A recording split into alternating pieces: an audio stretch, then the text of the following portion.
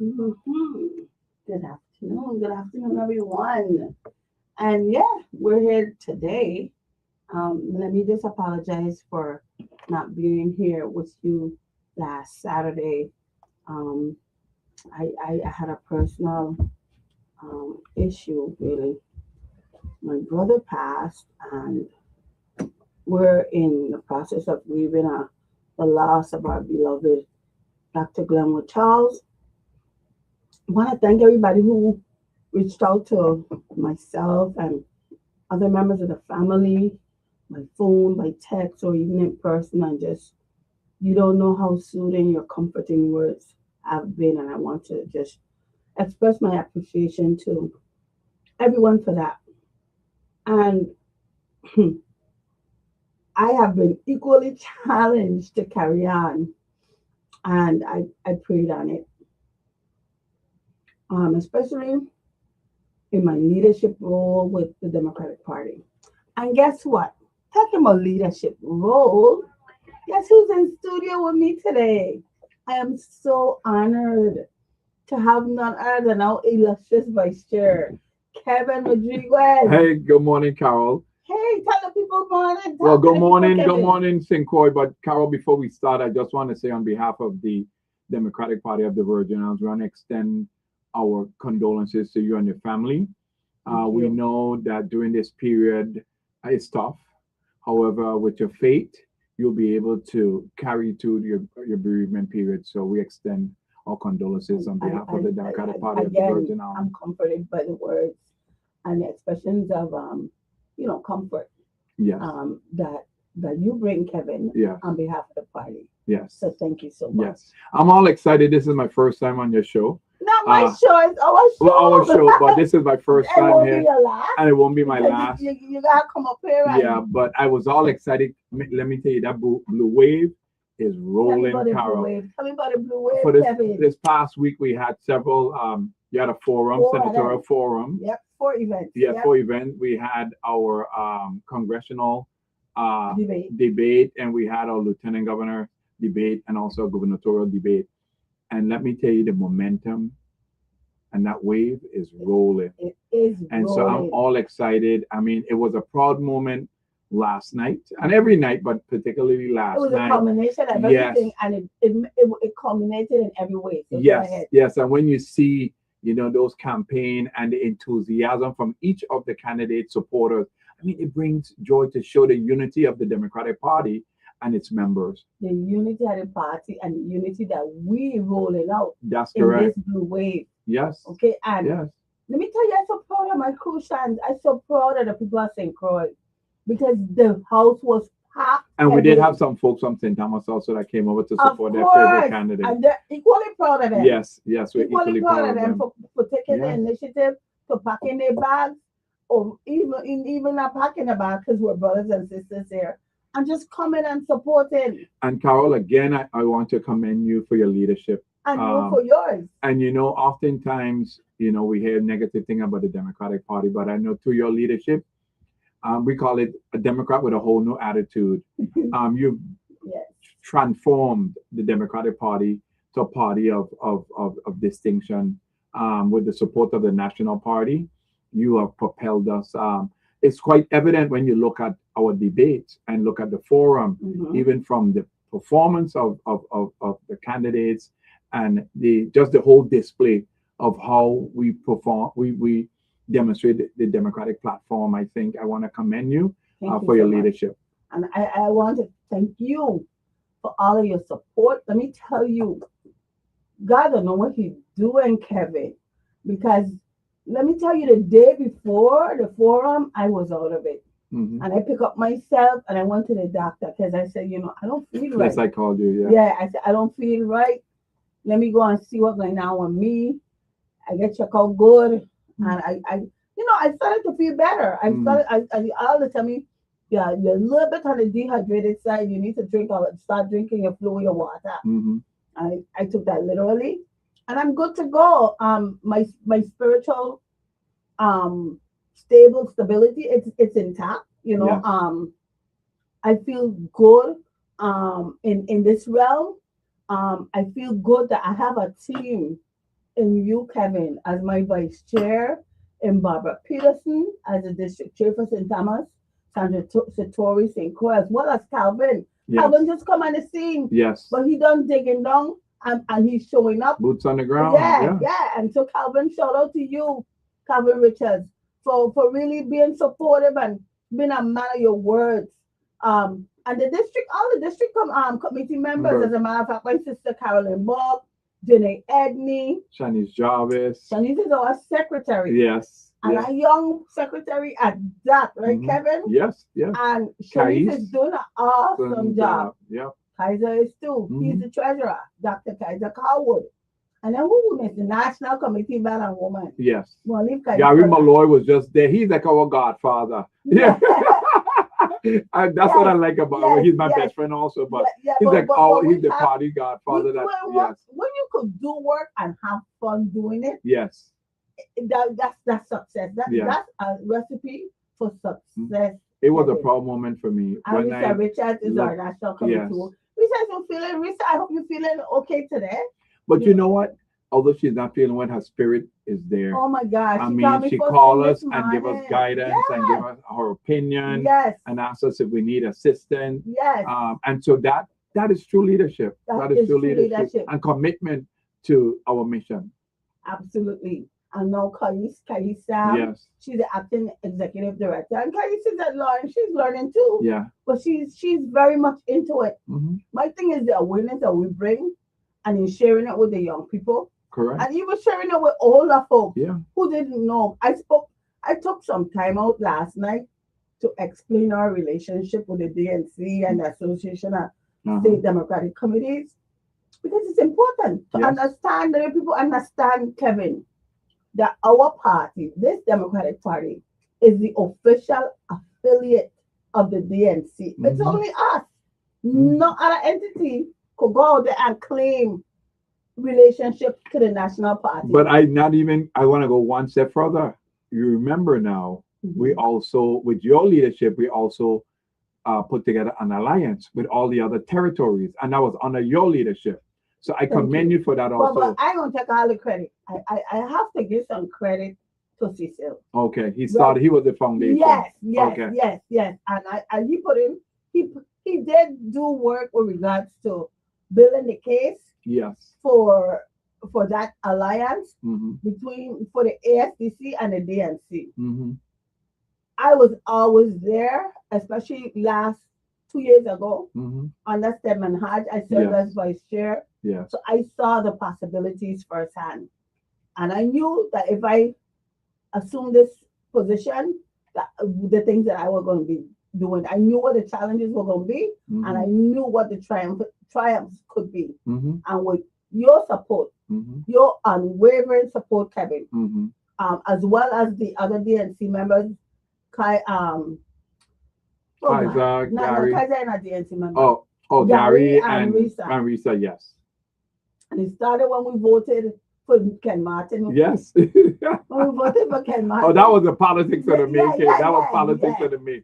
Everything started to really blossom, and you saw the little budding of the flower. Yes. Then, and we just roll it back, and we could see we had a shared vision of what the new Democratic Party was going to be. And you know what? I want to talk about commitment, because doing the lobbying and the canvassing during the national meetings, they made commitment to us. Yes. Yeah.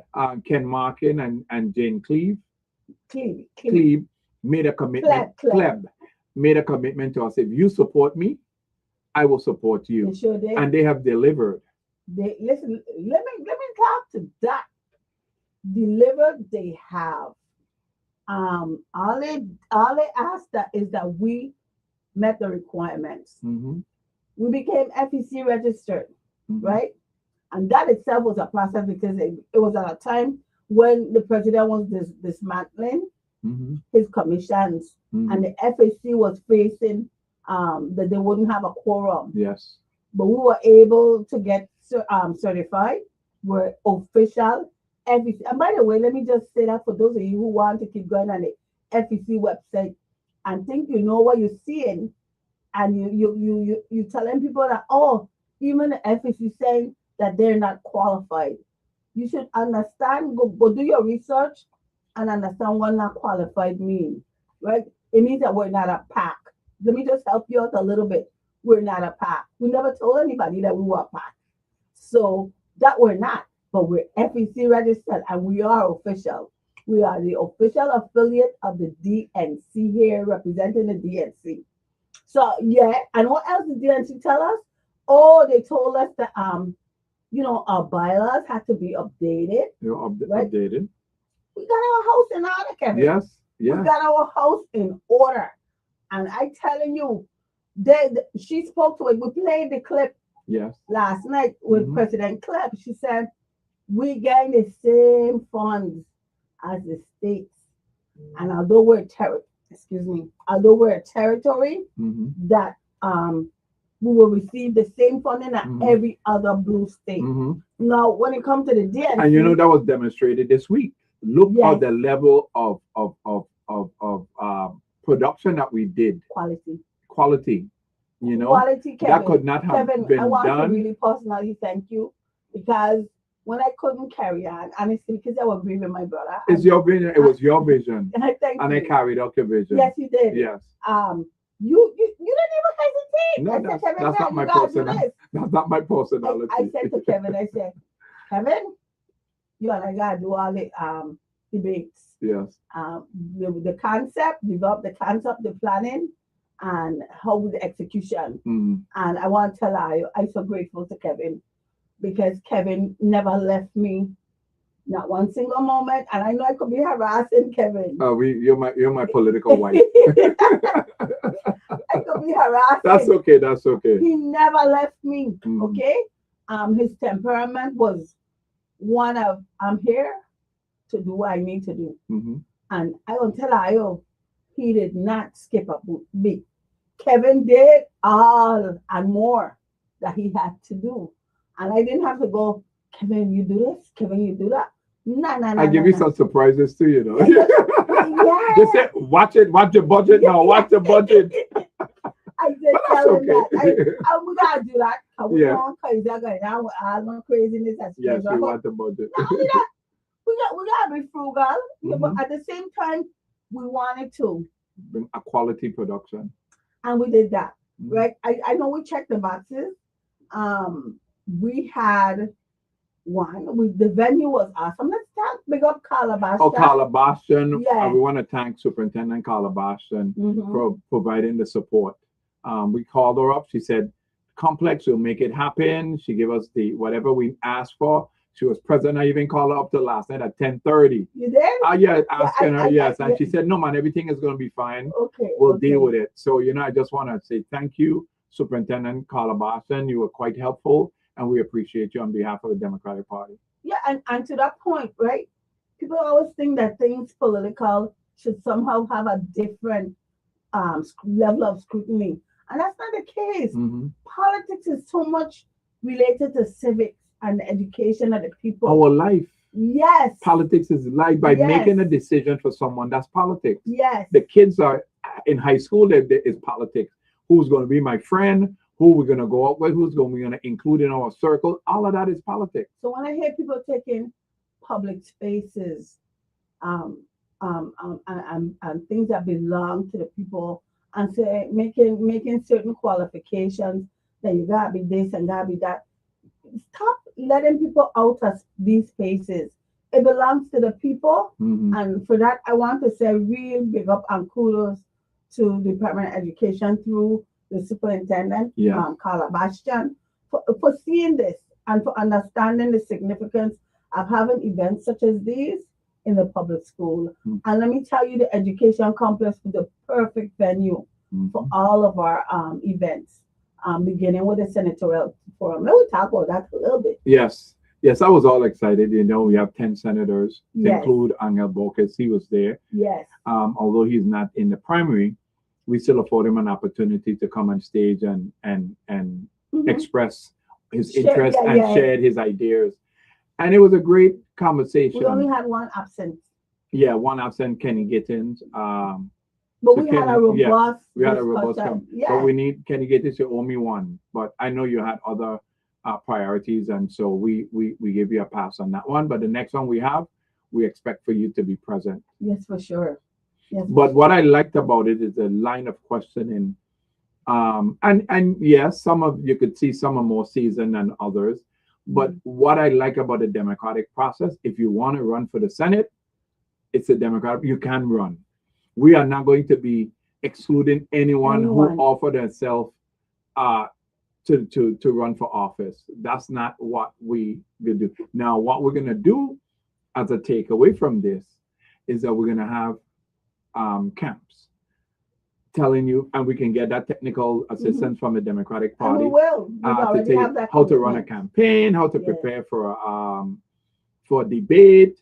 We're gonna make sure we provide those senators with those type of The candidate- technical candidates, assistance yeah. candidates. I'm sorry, candidate with those technical assistants. So it was great. It was It, great. it was great, and I love the fact that everybody got the opportunity to really share with the audience. And by the way, we had a lovely audience Yes. in the venue and online. Mhm. Um, But you know what I like? I want to commend the audience, the enthusiasm every time, from the senatorial to the congressional to the lieutenant governor to the governor, the enthusiasm of the audience and who they support, and we allow them to cheer and clap.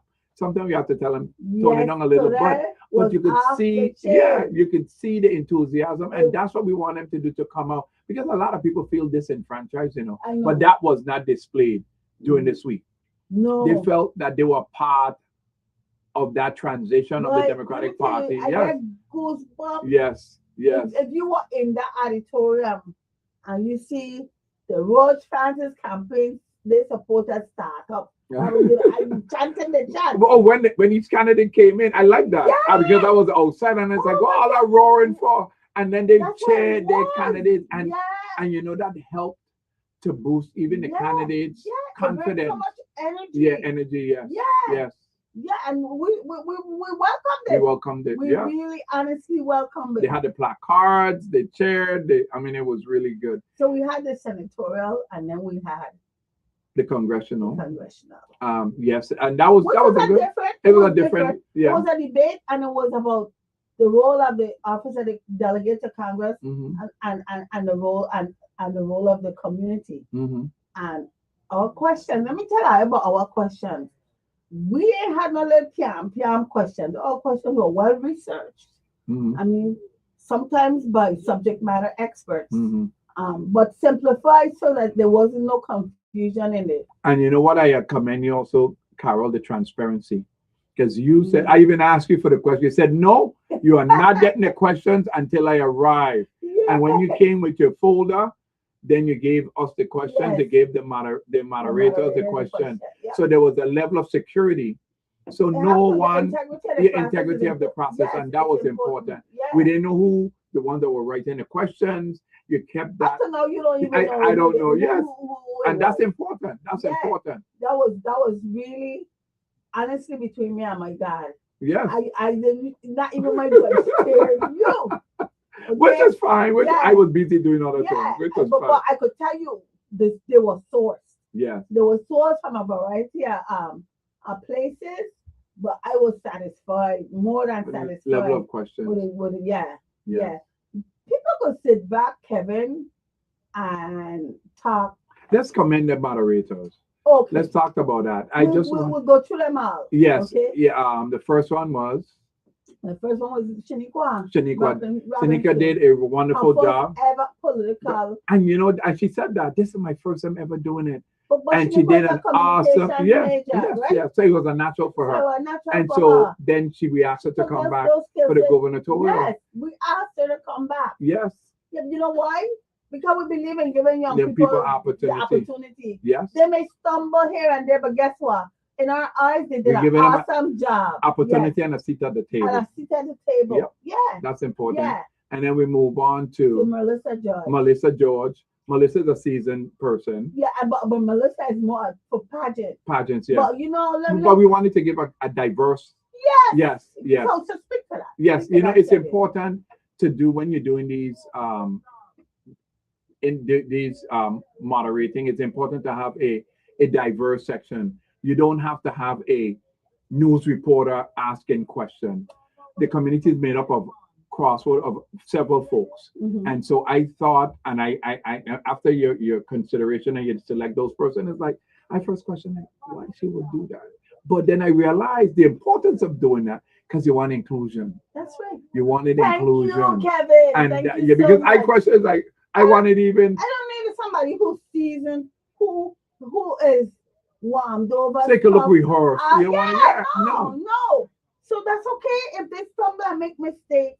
That's fine. They've been on a big stage. Yeah. And at the end of the day, they got to the finish line. But you know what? I'm a little perturbed and I'm going to bring it out. Okay. I wasn't going to do it, but I'm going to bring it out. What's While that? we were having breakfast, a young lady came up to us and said there was a certain person making unwelcoming comments about our moderators. And I just want to say, you know what? Yes. Okay, go ahead. Go ahead. Good morning, Carla. Good afternoon, rather. Good morning. Good afternoon. Good afternoon. Good afternoon. Madam State Chair and this is Mr.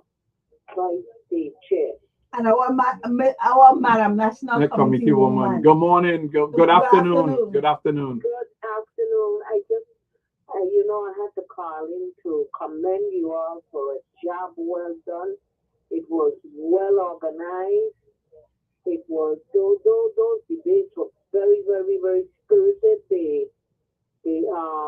I like that word, spirited. Yeah. They were very, very spirited. And at the end of the day, we all have to remember, and we have to stress to the candidates that we are all one family, one democratic family, and that the fight is over until November 3rd. And somebody has to win, and somebody may not make it this time. But if you don't make it this time, you just prepare yourself. And I'm speaking specifically more to the senatorial. You stay engaged and you work with the organization. You do your community service, and and show us that you genuinely care about the community. Because it's not that you just run and then, like some candidates in the past, you some non-Democrats.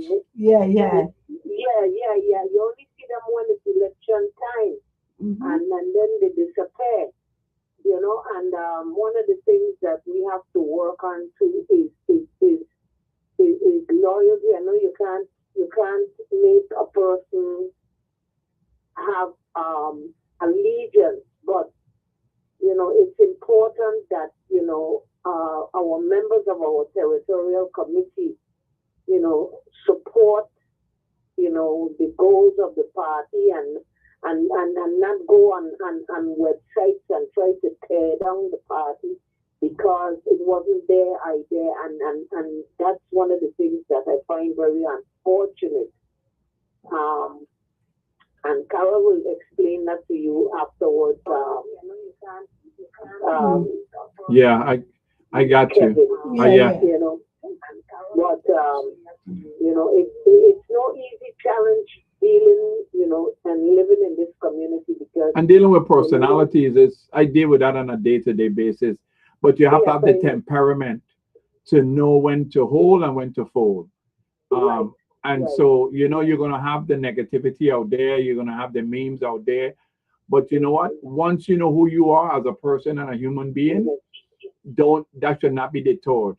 You should remain focused as an individual because you know what your mission is. Your ultimate end game should be. And so whatever the negativity out there, just dismiss it. You just have to dismiss it. Trust me. Kevin, you know about negativity, right? Risa, trust me. Trust me. There's nothing wrong with contributing ideas as long as you're not tearing people down. You're bringing something to the table as a possible solution. Yeah. And that's one of the unfortunate things in our community is that you have people that just sit on the sideline because and criticize. they can't. Pardon? And criticize. And they criticize So I want you to hold right there, Risa. I want to hold right there because that we're gonna use that word criticize. So before we click you in, I was discussing, we were having breakfast and this lady came up and applaud us for, actually it was 2 or 3 people came up and applaud us. These are Crucians, so I don't know them familiar with the names, but they told us about we did a great job, but they were a little disappointed with a specific talk show host who went on her or him or her, because I don't want to say who it is, talk show and criticized the moderators and said they weren't seasoned. And I found that very disingenuous, because as a person who's into production and into doing things the right way, I could criticize the level of their talk show, but we're not going to do that. But what we want to do is to pray for them, and we're going to remain positive. We're going to remain the momentum, the wave. I hope that they're a Democrat. Is the person a Democrat? I hope the person a Democrat. I think the uni became a Democrat. So they know the assignment. So we welcome them into the Democratic Party. Yeah, we welcome everybody into the Democratic Party. Yes, for sure. And we will look forward to working with them because I'm a firm believer. Trust me, I've been to hell and back, but because of my faith, look where I'm at right today. That's right. You know, that's right. And I tell people out there, don't be discouraged. Don't be discouraged. Look at me. I'm the chairman of the Economic Development Authority, the deputy chief of staff to the governor, the acting administrator. Sometimes when we go through things in life, you ask God, like, why me? But God to say, my son or my daughter, I have something bigger and better for you. So I'm just telling the listening audience out there, don't ever get discouraged. Whatever you're going through, whatever hard times and troubling times you go through, just ask God to deliver you and give you favor. And that is important. That's right. That's right. Because look at how they treated Christ. Okay? Yes. Who is the greatest? You know, and we are just a mere vapor. Yes. Yes. But, I want to see by your attitudes and the comments that you all are making this morning, I am truly doubly inspired because we were once a community that was very, very God-fearing and loving and helping one another. And yeah, we can disagree, but we don't have to become hateful. And this is what... And be combative. Be combative. I don't like that. Yeah, and that's what has destroyed our community, the disrespect and the hatefulness and it's envy and jealousy and we really need to try to overcome these things. And then we will be able to see the beauty in each other and what our combined talents can offer to build up and not tear down and destroy our community. The communities are too small and we are related to each other in one form or fashion. And and to say that even during this campaign, I just want to encourage the candidates. Yeah, of course, you want to talk about the person's record, but work on the disrespect. Work on not being disrespectful. During this campaign, at the end of the day, we will all have to unify. And so it's important that we build that camaraderie now. Of course, you're not going to be able to win. If you don't win, you're still a winner. Yeah. Because you are part of the process. Yeah. You're still a winner because you're going to be a part of the process. So and guess what? Those people, them other candidates who gonna be in the race in November, who are non-Democrats, will be looking to try to pull their support, meaning our Democratic candidates who didn't succeed in becoming the nominee, the Kyle Jack. They're gonna want to do that. Yes. You don't get to do that because we're gonna be unified. And we're unified. I told them that last night. Yes. I said I could guarantee you that whoever comes out the August 1st primary to move on to the general election ballot will have the full support of the party, of this party. Yeah. Okay. And me that support, and not only support financially too. Every which way. Every which way we can help. And that support also means those people who didn't do well, we're bringing them along. We're not leaving them behind. That's for correct. anybody to try to go to them so that when you look, the the dynamics of the race could change. No, no, no, no, no, no, no, no, no, no, no, no. That's why we're doing what we're doing now. That's why we had quality events this week. But you went one step further. Kevin. You had a allegiance letter also form that they fill out. That's Yeah, important. yeah, a loyalty. A loyalty Yeah, form. That's yeah, important. yeah, and that loyalty form just don't apply to the primary election. Mm-hmm. It applies till the general election. Mm-hmm. Okay, so we're really going to make sure that we put a process in place Mm-hmm. to make sure that we take care of everyone. That's Okay, correct. everybody, all our Democrats gonna be under one big tent. So all you scavengers for who gonna be out there for the general election, we're on to you. We Mm-hmm. see you. Okay, we see what you do. You try to divide and conquer. This party, this blue wave building, brother, a building bigger and stronger than ever. And that's what you're gonna have to take on. Mm-hmm. That's correct. Right, Kevin? We're ready. We're ready. So then we talk about the moderators. We were talking about Yeah. the So yeah, moderators. let's talk about the moderator. So the next one, I can't remember his name. Melissa, Yes, and then DJ. Yes, DJ. Yeah, but his you know name what? is Cy Winans. Cy Winans. Yeah, that's my classmate. And you know what? I from- like his style, how he did it. Actually, I even I like his appearance. I I- mean, it was right, because we want diversity, and we showed it. and we showed it. We Yes, showed it. We showed it. Yes, He did a great job tempering the audience. He looked at them like a stern father. yeah, Like, yeah, are you? yeah. No, we're not gonna have that here today. But we know the audience are all excited and energetic about their candidate, so we allow some give. Right, Yeah, right, yeah. right. What we didn't allow is The disrespect. the disrespect. Yes, Yes, yes. yes. And we have another call. I think we says calling back. The call Yes, hello. drop. Yeah, Yeah, the caller dropped. Hello? Okay. Yes, you're there. go ahead. Yeah, I just wanted to know, say the call dropped, and I have to agree with you with the quality of the level of a moderator.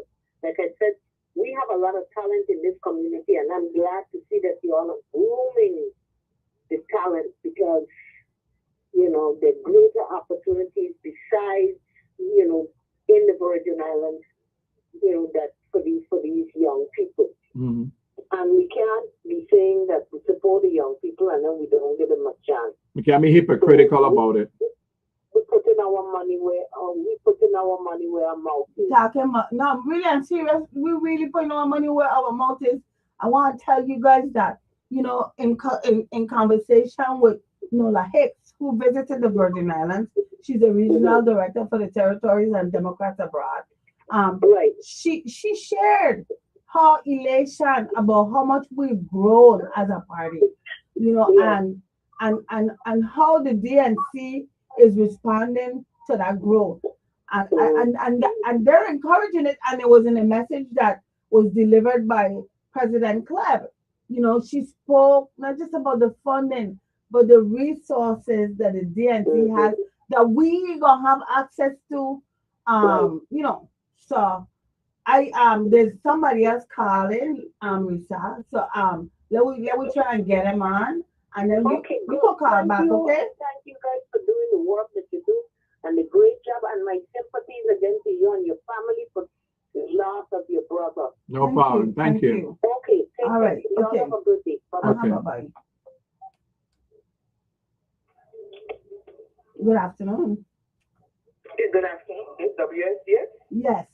Yeah. Am I on air? Yes, Yeah, you're on on there.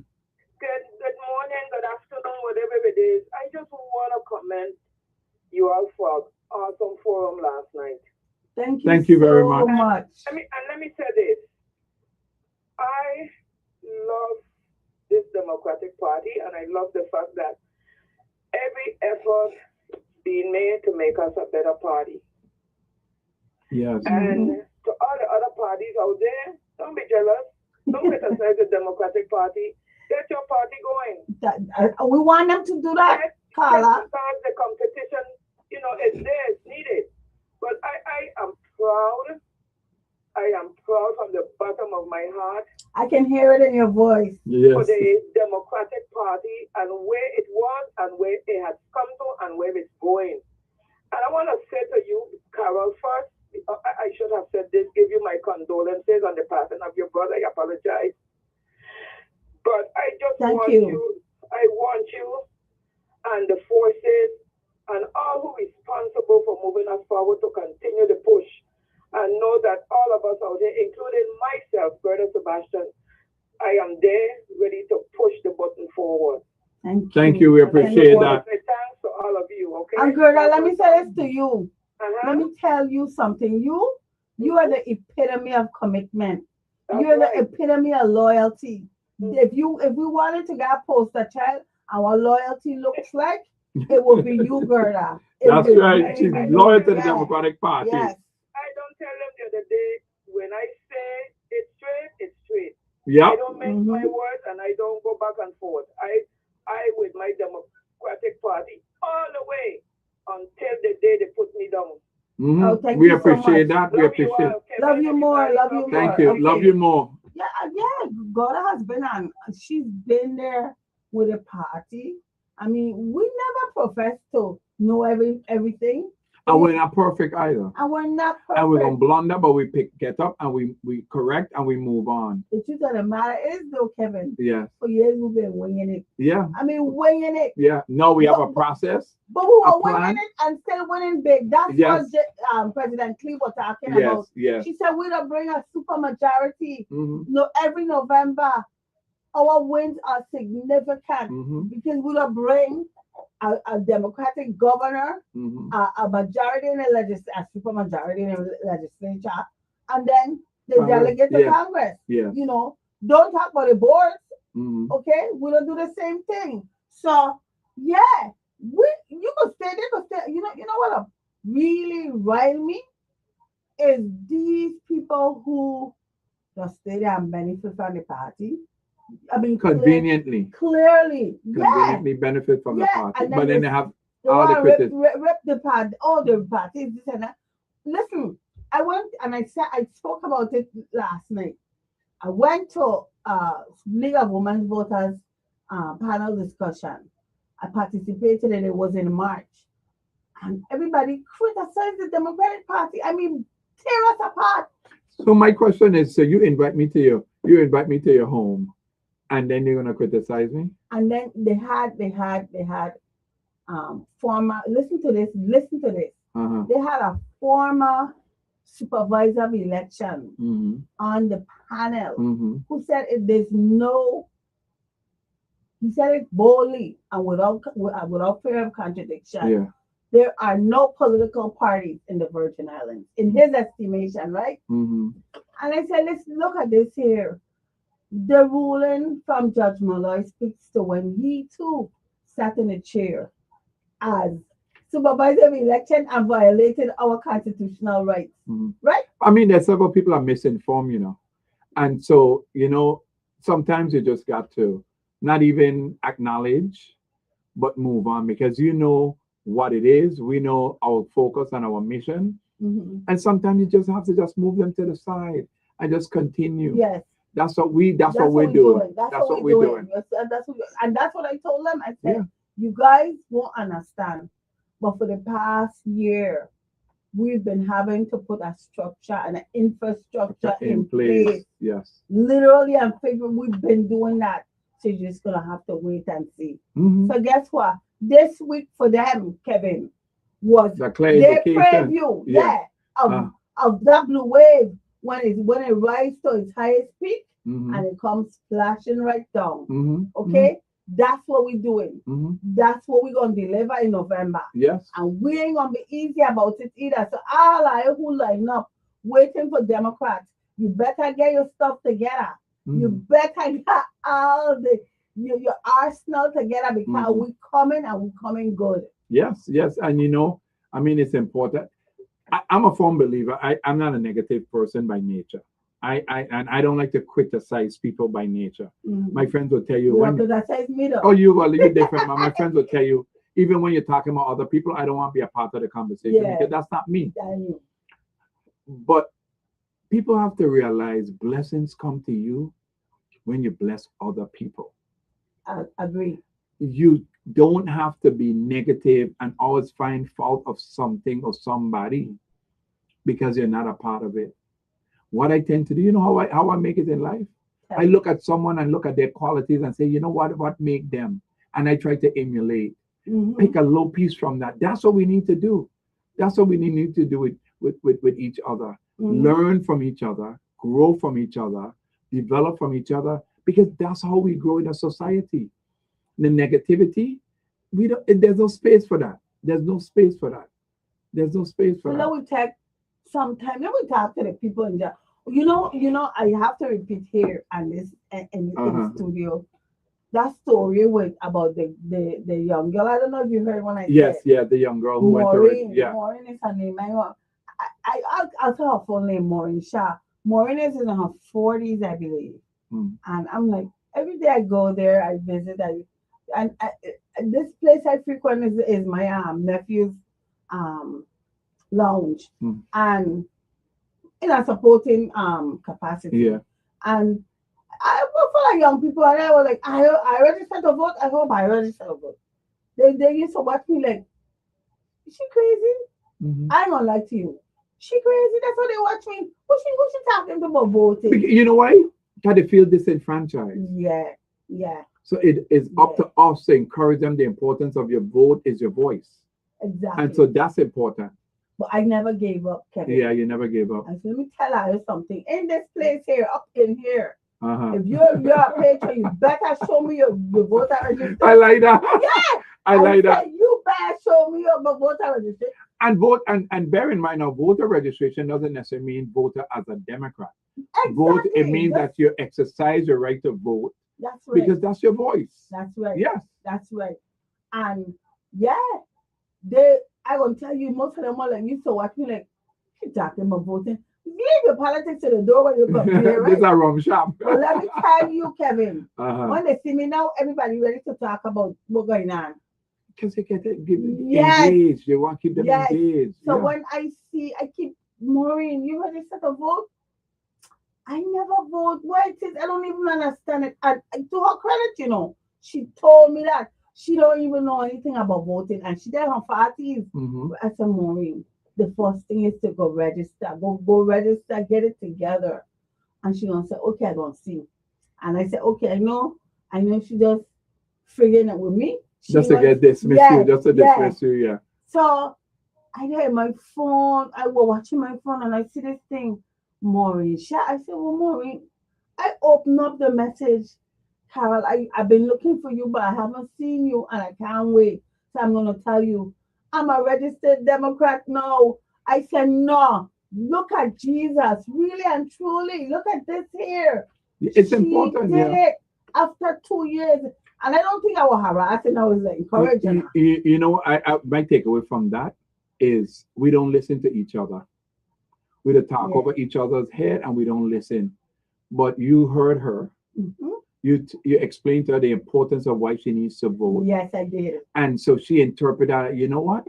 In order for me to have a voice, I'm going to go and register for vote. We don't speak to each other. That's true. We yell and scream and talk down and talk up.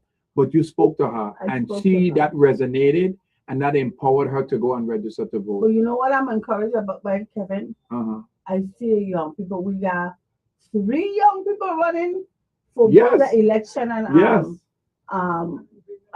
education. Education, yes. And they're very articulate. They're well knowledgeable. And they have confidence. Very much so. And they're running as Democrats. And I want to applaud you also, Chairman Burke. You allow them to give them a platform. I have to. That's how I do me. Yes, that's how I yes. do it. Although they weren't a part of the process of the debate or the forum, you allow them to give them a platform to. And I applaud you for that. We have to do that. That's inclusion.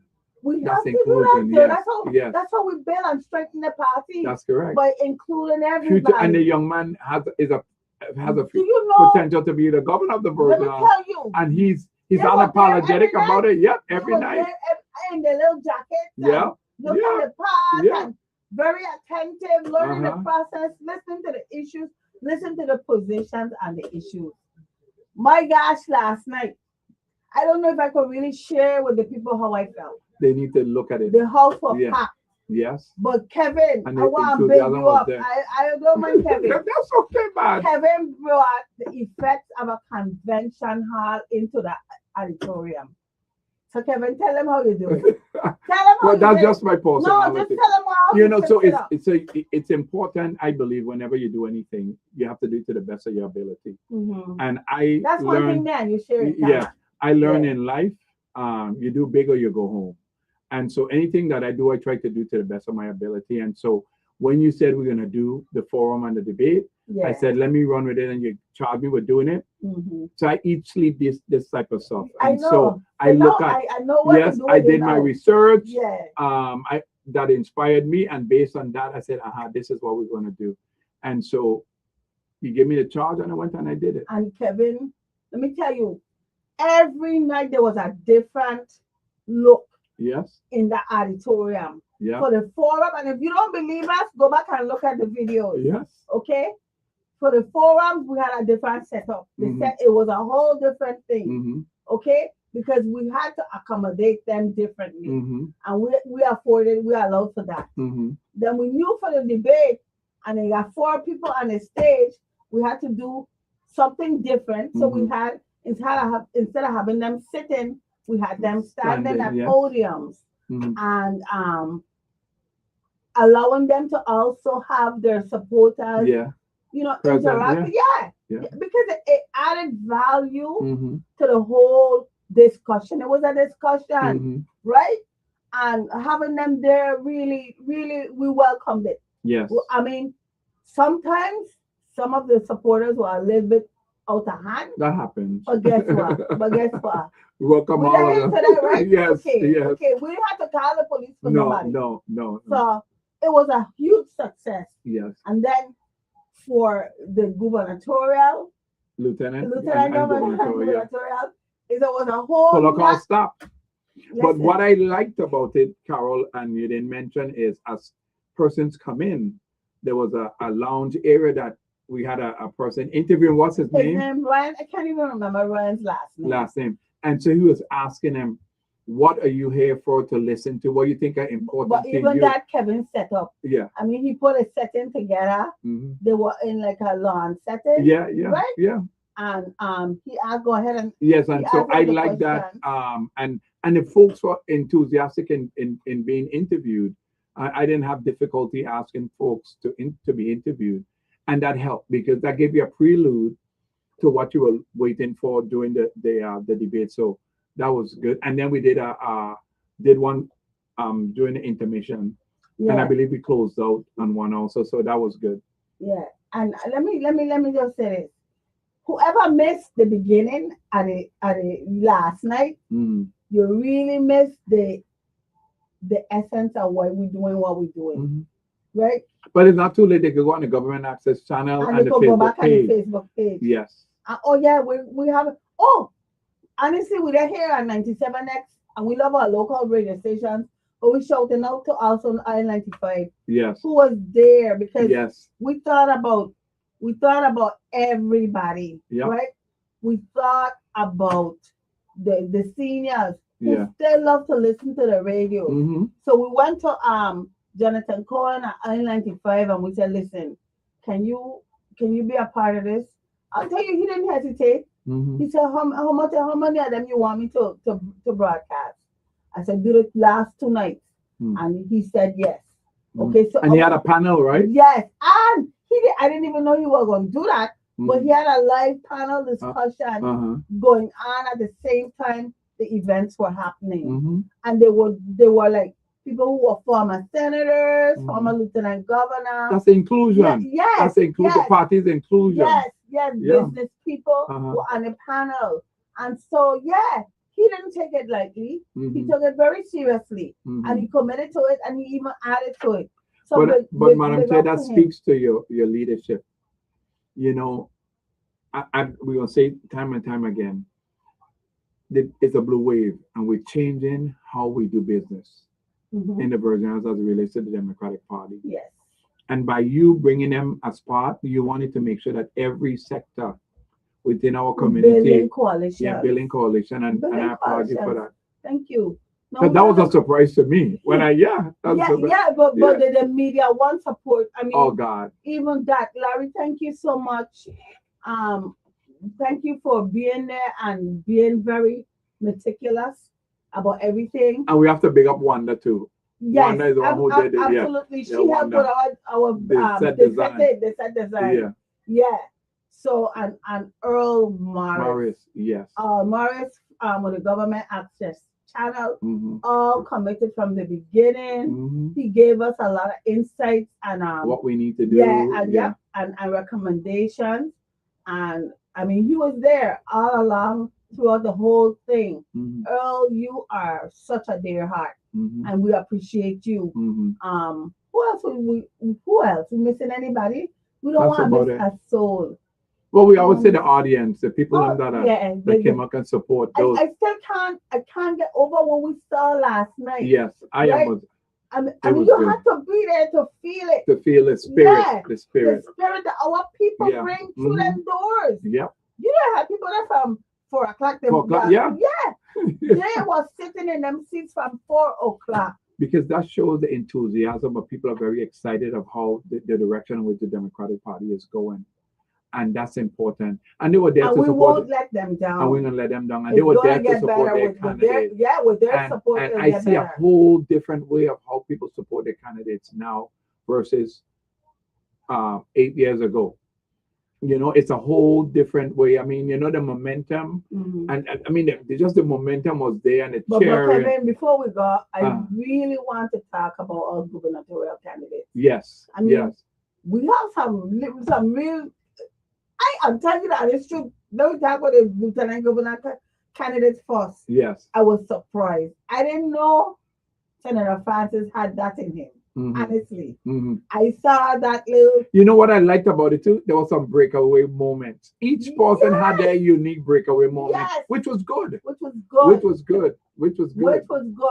And let me tell you about our candidate teams, right? We call it because they're teams. Yeah.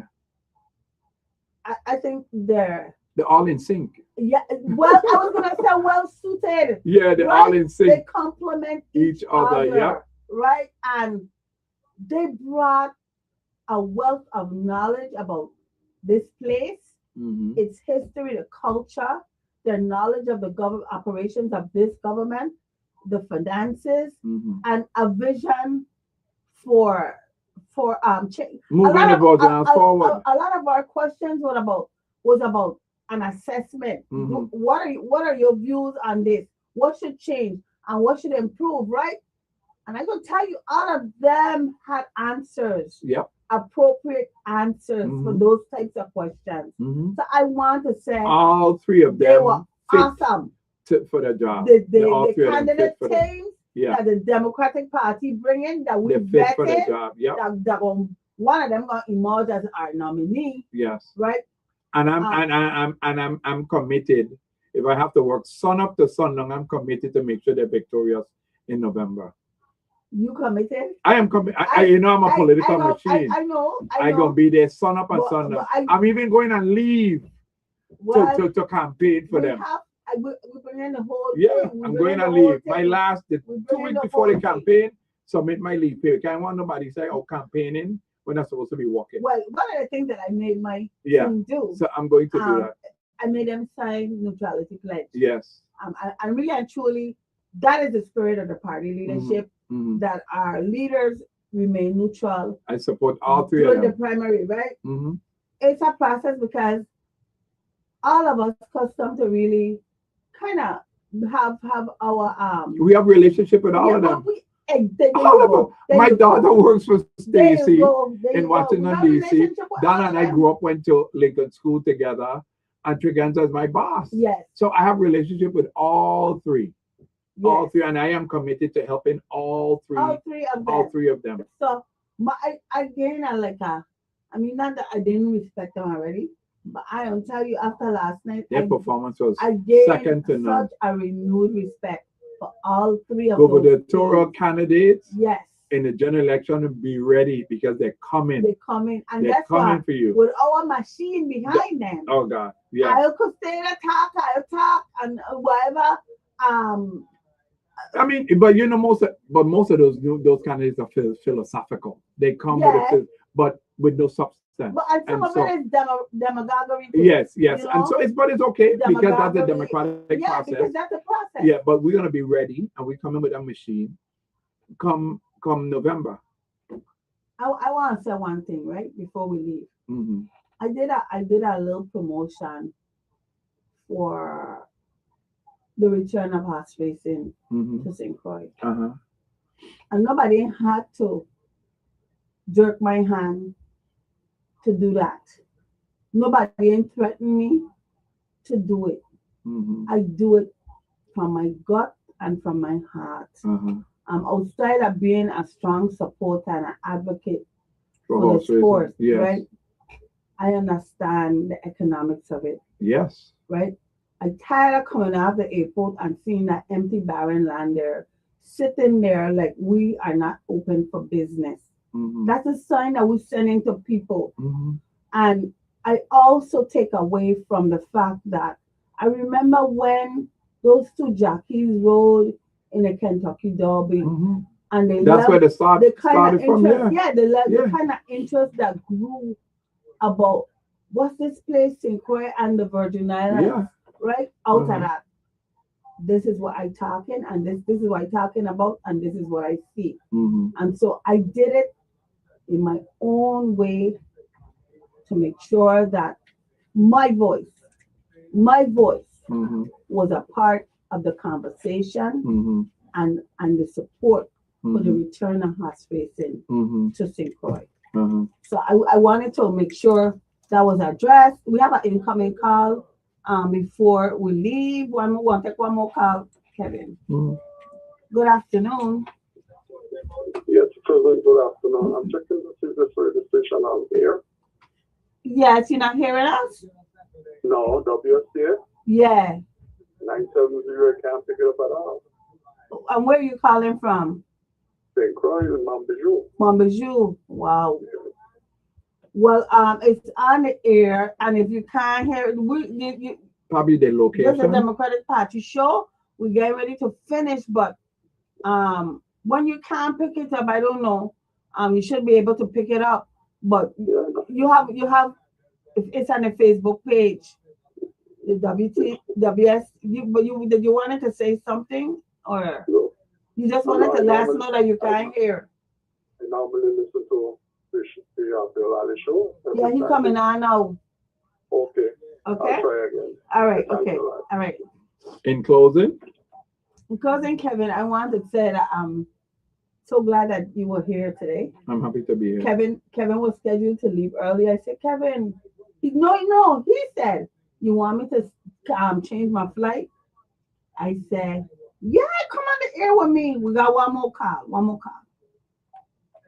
Good afternoon, WSTX. Oh, I don't want to be in the air, man. Yeah. Can you call back then? Okay. In about 5 minutes. Yeah, okay.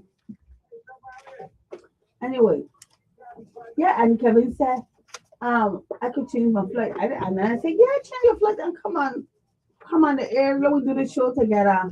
It You was a was pleasure such to be here. awesome co-host. No, man, I don't have a problem. I Yeah, support he was you an and everybody. Awesome co-host. And we got a lot of work to do. Yeah, We're not resting on our laurels. never. Folks don't know that we will be every 3 months. We have to go to DNC and ASDC meetings and and participate and give updates. And I blah, want blah, you to explain to them, although we're getting funding, there's a process also with the FCCC. We have to submit reports. every month. So there's accountability That's right. of every dime that we spend. Not to the election system. Not to the election system, but to the Federal the Election Election Commission. Okay? Yeah. So all of you who think you know that and continue to criticize, it's okay. we legal. That's the democratic And we process. legal. We love them all. Yeah. We love them And all. we want you guys to still join the party. Come and Or, join. on the alternative, go and form a party Hmm. or reactivate one Or register to vote if you're not. or register to vote. Yeah. Mhm. And we love you guys. Have an awesome rest of And the be week. blessed. And thank you guys. You don't done yet. You telling me this. Oh, I'm not done yet. Okay. Oh, we have some more. We have about 5 more minutes. Yeah, Okay, yeah. good. So, Carol, Yeah. as we move forward, what area of focus you think we're gonna do next? What you envision for us to do next? Let me just say this before I answer this. Mm-hmm. There was somebody calling. If you want to call back, feel free to do that. Mm-hmm. We're still here. What right now Mm-hmm. we're in the midst of elections, Yes. and we all are part of what they call the midterm. Yes. The Democrats trying to flip the House, Yes. so we're trying to change the power. Mm-hmm. The power in everything. And we're seeing it's happening. Yeah, Seeing it yeah. happening. And we're looking for our wins in November, and we're doing everything to make sure that our teams, our ticket Mm-hmm. up and down the ballot, Mm-hmm. come out as winners, Victorious. victorious. Mm-hmm. And that's what this party and the leadership of this party is about. Mm-hmm. We're going to make sure we do everything, provide training for our candidates. Mm-hmm. We're going to be meeting everybody, meeting the people where they are. Mhm. That's where our events will be. Mm-hmm. Wherever the people are there, we're still out there. After the primary election, we're still doing voter registration. We're going back to voter registration. And right after the primary election, we all form as a party and go with one team, That's right. one ticket. One ticket. We're gonna have some surrogates coming down. Mm-hmm. We have some events, some big people coming down here Mm-hmm. to be a part of our campaign. And we're also going to still include people to come under the tent. Mm-hmm. Come under the And if you have a tent. concern, it's okay to call us and voice your concern. If we're not doing something that you think we should do, call us and tell us. We're not Or going they to could email us. email us. Yeah, I don't. Email us at Democratic Party. Yeah, I'm a firm believer that whatever issues you have is okay. We all are men and women, and we should be able to voice our opinion. So So that- man is an island unto himself, and so we're committed to ensuring that we advance the Democratic Party, and we're going to be united. So I just wanted to underscore an issue that continues to be very much under the microscope for some people. Mm-hmm. The democracy and our democracy is structured in such a way that it allows for political party to have a freedom of association. Mm-hmm. And what political party does, what we do is we vet candidates, right? Mm-hmm. In other words, we're part of a tournament. Mm-hmm. And because historically in these Virgin Islands, especially in recent history, no other political party is functioning. Mm-hmm. Only the Democratic Party. Mm-hmm. And we have never skipped an election. We've never skipped a beat. We've always had enough Mm-hmm. over the amount that's required. Mm-hmm. If we only had 7 Democrats, then we wouldn't have a primary. But Correct. because we have so many people interested in running under the Democratic So the party is alive yes, and kicking. That donkey and, kicking. and guess what, Kevin? Yeah. The new plan that we put in place, Uh-huh. how much people come and comply with the plan? Most people. Yeah. Okay, we had like 3 or 4 people. And they have a right to express their Yeah. opinion, Yeah, but they're gonna conform to it. exactly. Right. So we're taking those individuals who signed up Mm-hmm. as Democrats, and we have to, with the structure that we have in place, Mm-hmm. exact a level of discipline Mm-hmm. regarding expectations so that there's compliance. But there's compliance to make you a better candidate. Correct. For those people who run in for public Accountability, not even Yes, accountability. Yeah, yeah. Yep, you're accountable to the party and the people. And we have an announcement, okay? If you're interested in being a part of our territorial committee, now is the filing period for that. Okay, we have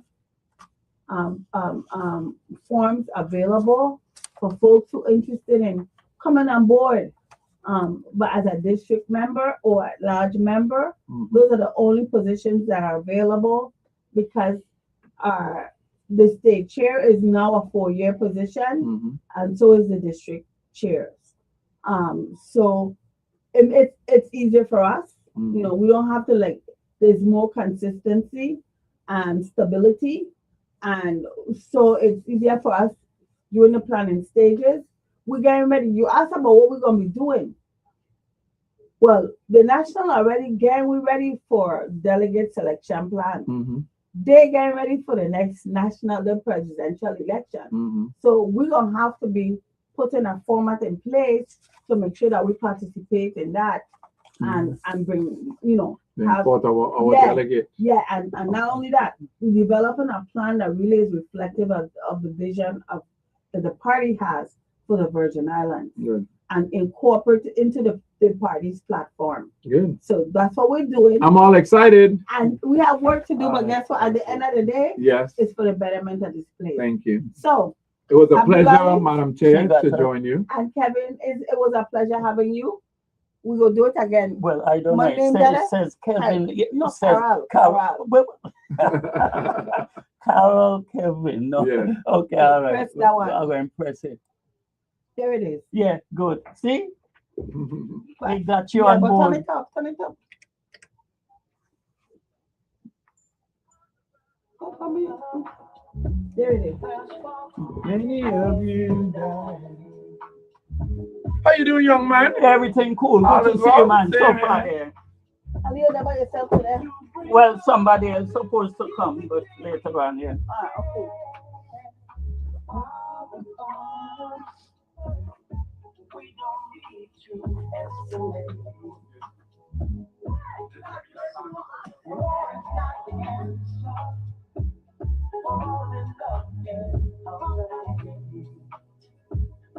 You know we got to find a way to bring some love that can be.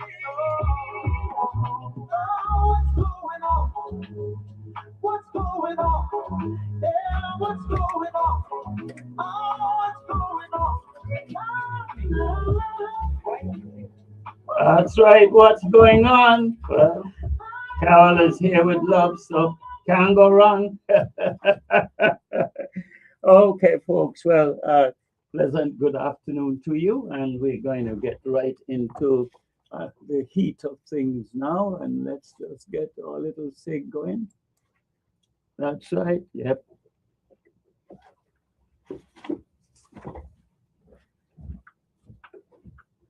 And I just want to say hello and good afternoon to you. WSTX's Community Digest. I'm your host, Abdul Ali. I hope that all is well with you. Let's go down memory lane and look at those folks upon whose shoulders WSTX radio stands today. We got Hazel and Edward Vickers and Raymond Higdon. They were the first owner of the station in May 1952. Station was housed then at Fort Louise, Augusta. Today, WSTX 970 AM and WSTX 100.3 FM are located upstairs the post office in Gallows Bay, and they're run by Calitonia Communications and the Rames family. Thank you, list is long, folks. I didn't make it up. It includes George Bagoon O'Reilly, Randy Luga, also known as Mango Jones, Sinclair Whoopia Williams, Fritz Tutine, Bronco, Spider, the carpenters who changed the station called Letters to WSTX, Walter Brunner, George Matthew in sales, Charles Hollywood Nibs, Bob Miller, Fred Clark for his daily commentaries, Dick Salter, the station manager, Rasa Isaiah, Tony Thomas, who leads 100.3 FM, Al Lynch, that's the guy, the late Al Lynch, who fixed me up many years ago, DJ Bloodstone, Mickey Phillip, Baby Jabuda, the late Chucky Hansen, Winston Nugent, late great Doc Peterson, Jonathan Cohen, Bettina Jules LaRock, Priscilla Hot Lips Presley, the late Dr. Holland Redfield, Barbara James Peterson, Shara Heiliger, the late Robert Moorhead, Ann Golden, she was here too, Harry Haywood, the late Violet Damido, Pudding, the music man, Mean Dean, Norman John Batiste, Lon Dawson,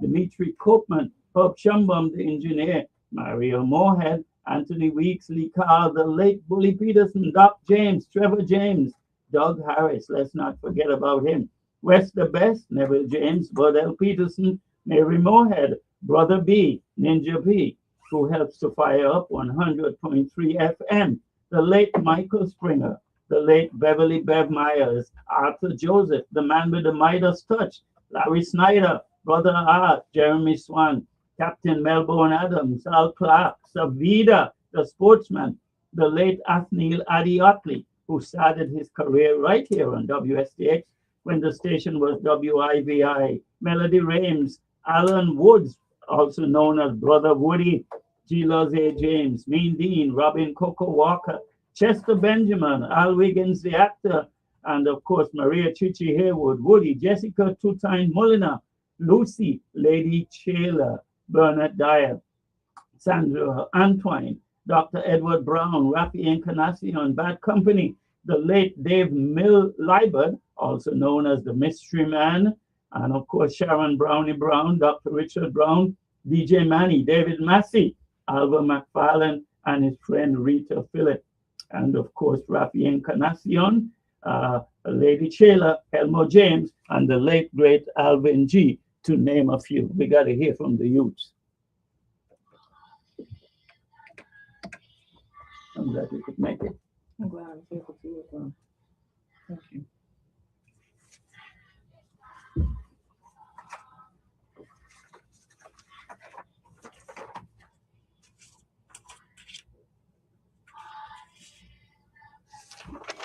When we do the news, you could do a little piece of this. Not the whole thing, just a little piece, the headlines. Okay.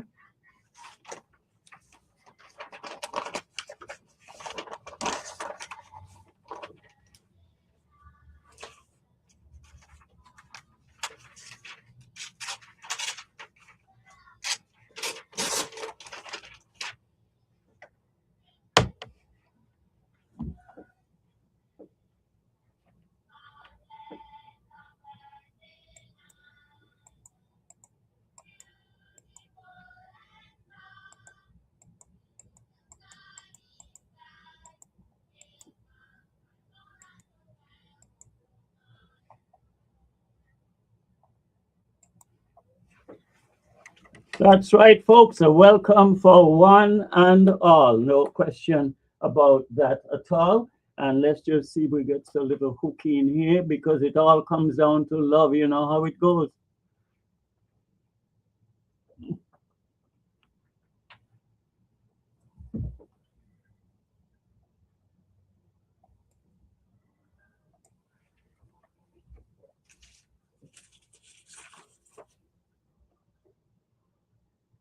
Yes, sir. I trust that all is well with Ruth Vanterpool over there on St. Thomas. Family of the late great Aubrey Milligan of Minnesota, Mary Lawrence and her husband Lois Lawrence and Wim, the sick and the shut-ins, the nurses and other healthcare providers, the Lions and the Toastmasters Club, the inmates, those at work today, teachers and support staff, parents, the youths, the retirees, the Men's and Women's Coalition, VIDVSAC, members of the Arab and Muslim communities, the VI government active workers, parent teachers associations, business owners, government officials, homeowner associations, taxi drivers, motorists, the churches and those groups involved in enhancing the lives of Virgin Islanders, policemen and policewomen, and of course the taxi drivers, non-profit organizations, senior citizens, and the like. Our goal here at WSTX is to utilize the Rotary Club's four-way test. Is it the truth? We just love the truth. Is it fair to all concerned? We love that too. Will it build goodwill and better friendships? That's what we're here on earth for. Will it be beneficial to all concerned, including our children? Well, I just want to say that the views and opinions expressed on this program are those of the speakers only and do not represent those of the management, staff, or owners of the station. And here's some things to think about in 2026 before you get in the mix. No one is any more important than you are, and you are no more important than anyone else. You're here primarily to pass things on and to build generational wealth for those who come behind. The more you watch, the less you might see. And while you're digging deep, watching, remember that all that glitters is not gold. It's also time, folks, that remember that what goes up must come down, even when you're not looking. And whether you're looking or not, don't forget that time and tide waits for no one. Even with time and tide around your neck, you should still knock, and the doors will be open to you.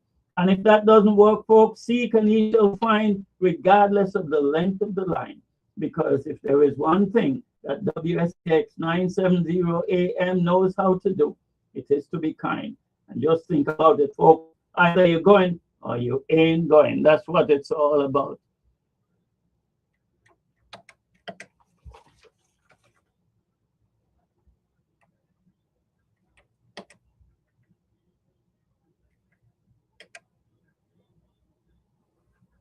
I hope you got the news. All those folks made sacrifices for our welfare, our life, and to bring things to make life a little bit easier for us.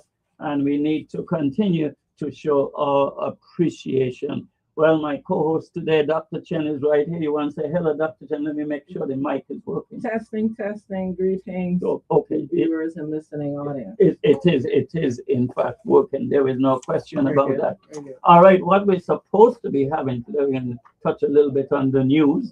And in addition to that, I don't know, I was trying to see if I could get Sean Williams, our president of the Toastmasters Club, to be here just talk about plans and discuss the benefits.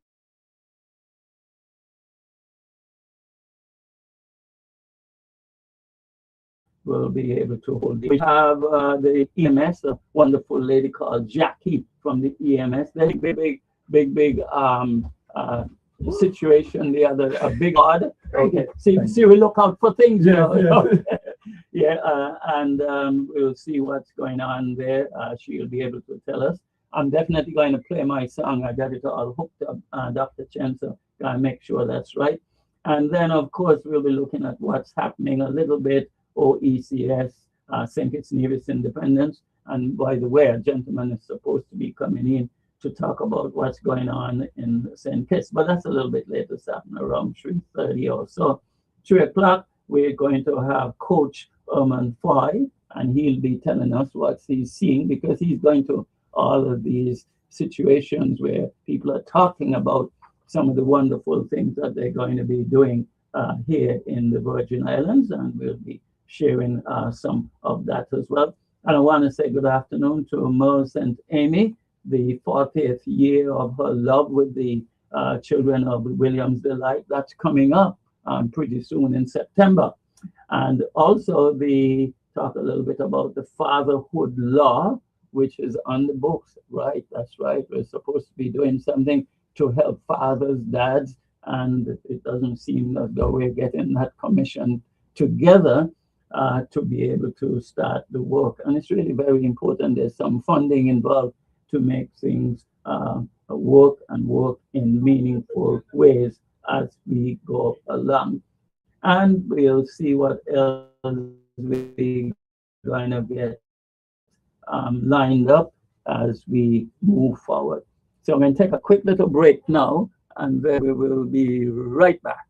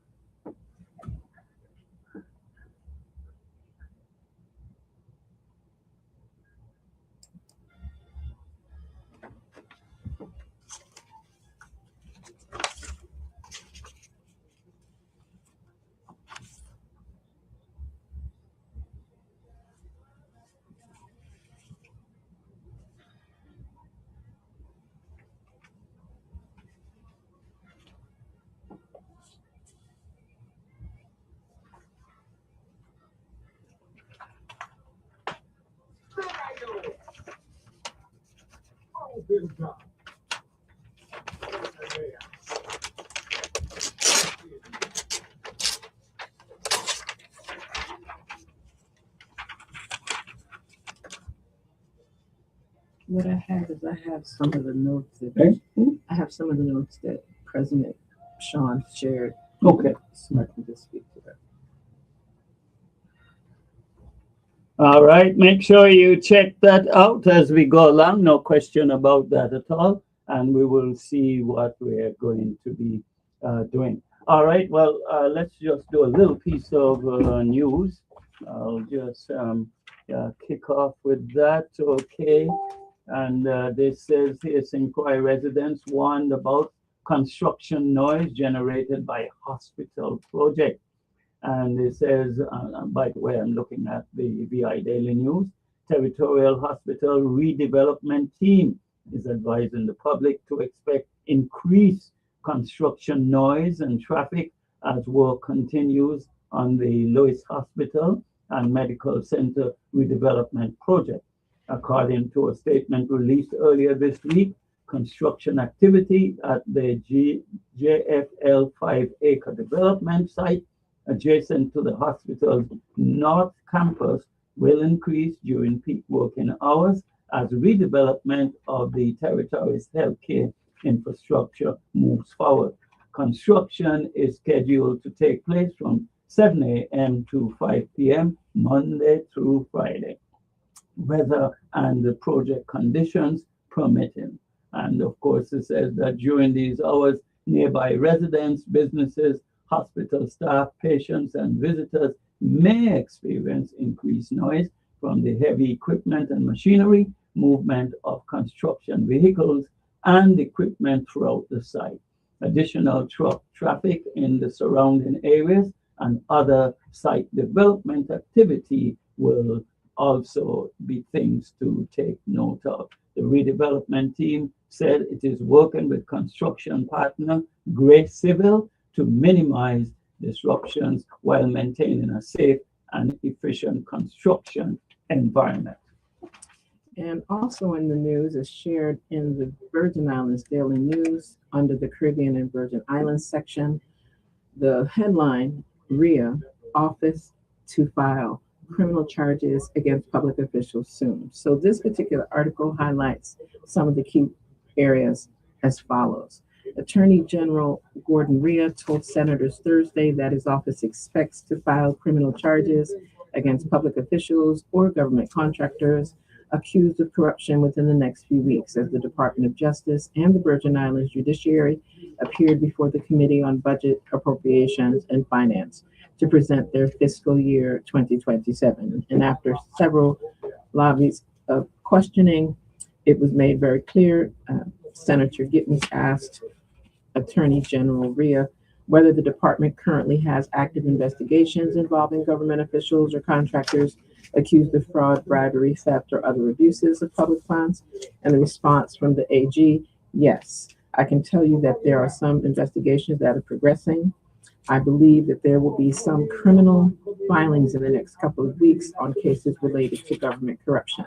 And as the exchanges continue, specific to the Department of Justice, AG Ria asked the committee to approve Governor Albert Bryan's recommended $18,786,275 for the general fund budget for Department of Justice, which is an increase of about 1.4% over the current fiscal year budget of $18,544,462 in terms of what's been appropriated.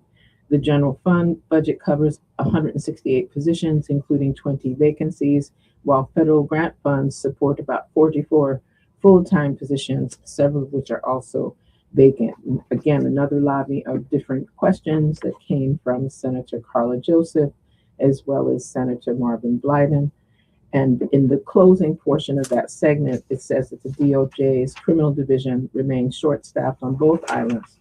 The St. Thomas St. John division has 8 attorneys, 3 short of a full complement, and opened 300 new cases while resolving 406 over the past year. The St. Croix division has 7 attorneys and opened 263 new cases since October, while closing more than 300 cutting its pending caseload to 303 active cases and securing 3 homicide sentences. And then there was more discussion around the judicial branch.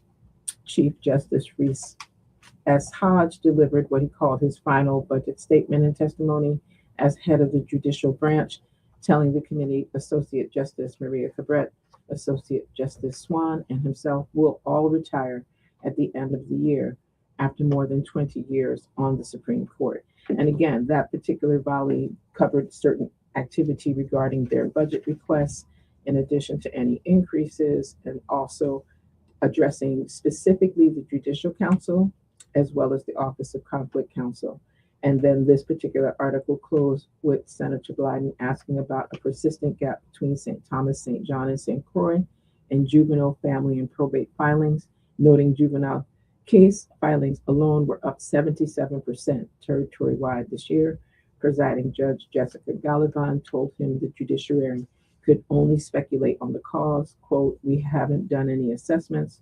We haven't evaluated," unquote, she said, adding the disparity, quote, "is something that should be analyzed and investigated," unquote, though she said generating cases falls outside of the judiciary's role.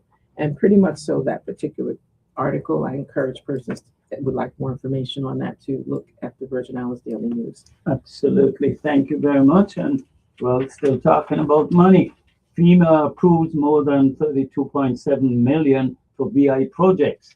And it says more than $32.7 million have been approved by the Federal Emergency Management Agency to help the U.S. Virgin Islands strengthen community resilience, restore critical infrastructure, and invest in mitigation measures to reduce future disaster damage, FEMA announced on Thursday. This funding is part of the $584 million approved nationwide through FEMA's Building Resilient Infrastructure and Communities, Public Assistance, and Hazard Mitigation Grant Program, according to the FEMA news release. And it says here, these programs help states, local communities, tribes, and territories to rebuild safer communities and protect infrastructure from future events, the FEMA statement pointed out.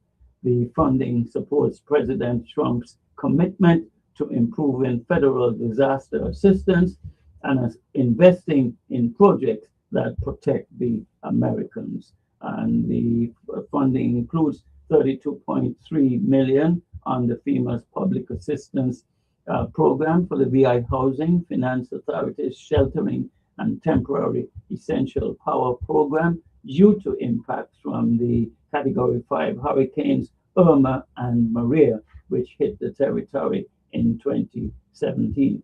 FEMA is also providing funding towards projects in the territory through the Hazard Mitigation Grant Program to prevent or reduce future disaster damage, according to the news release, which noted that the VI Agriculture Department has been awarded nearly $400,000 in additional funding for generators and emergency power at the Schulterbrandt Agricultural Grounds on St. Croix. And the property hosts the island's annual agriculture fair.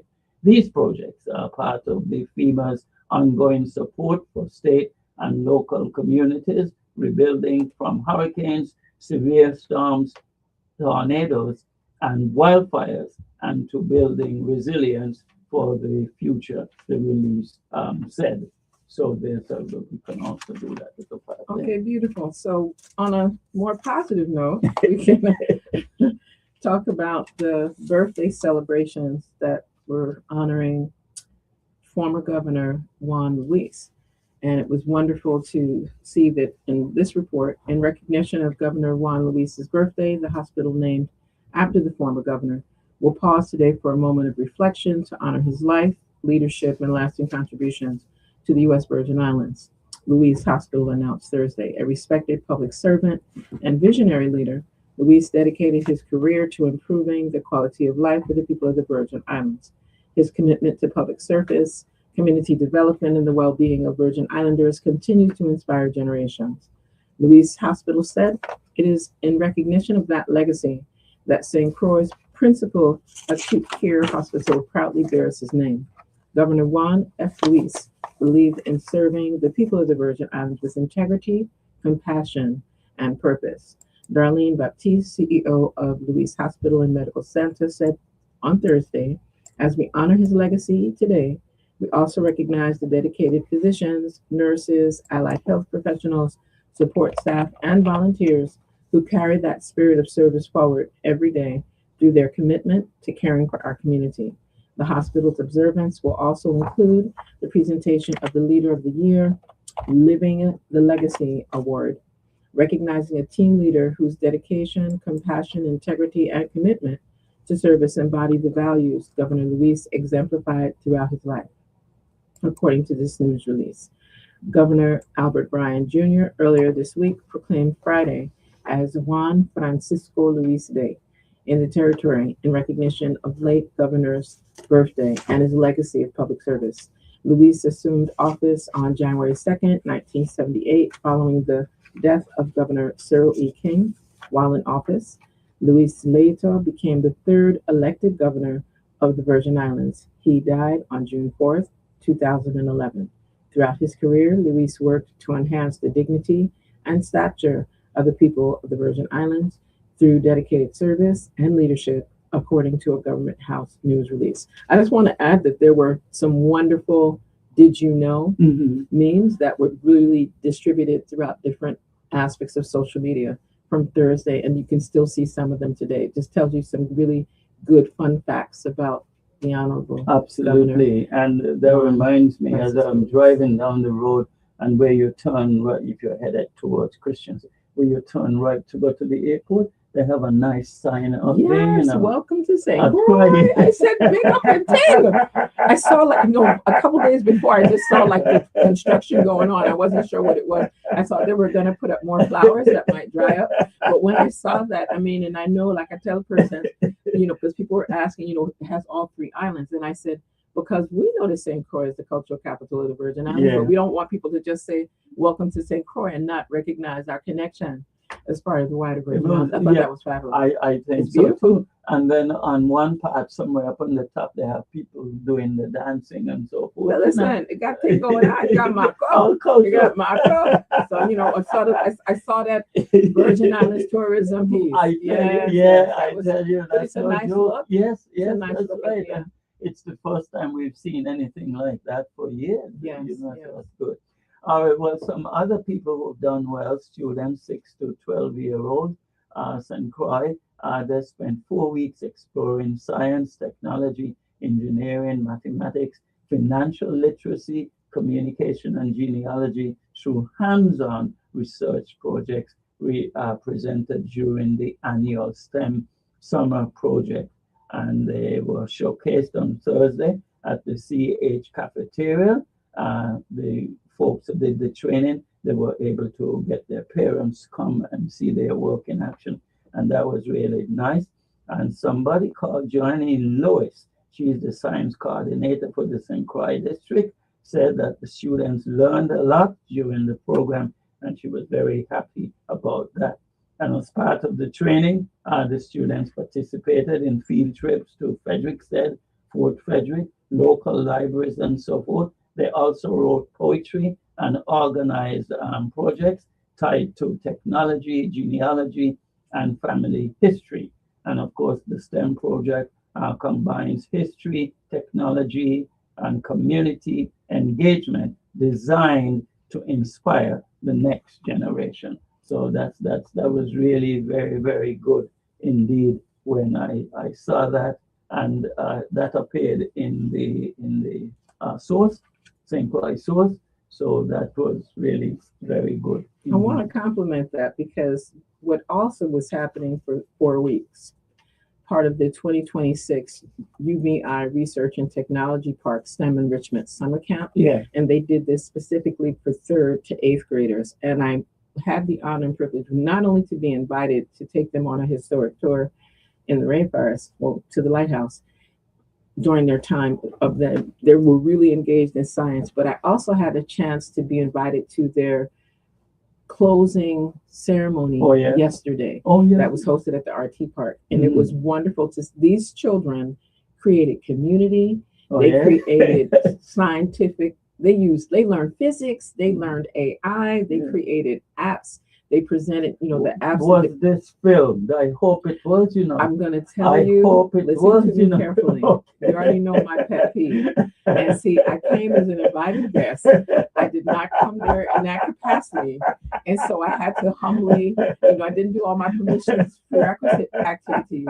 But I will say this publicly. Yeah. When our children are presenting in the manner in which I saw yesterday, just in general, Right. we must have, Yes. whether it's the government station or some of us that have that ability, we need, I know enough parents videotape every child. So if we Yeah. pull everybody's content together, I'm sure that happened. Yeah. But it was excellent to see, from the 3rd and 4th graders, the 5th and 6th graders, and the 7th and 8th graders. Their work was, it made the water was coming out of some of our eyes, Right. because we were seeing what can happen in 4 weeks. Yes. Mm-hmm. Yeah. 4 weeks. 4 weeks. Yeah. Much less 180 These days people through the are school year. ready to learn, man. They're ready to learn, Ready and to these learn. were again young scientists, and some of them were shy, like many of us, and then some of them, I had to keep telling them, talk as loud as you did on the hike. Right. Talk as loud. Right. So I just wanted to congratulate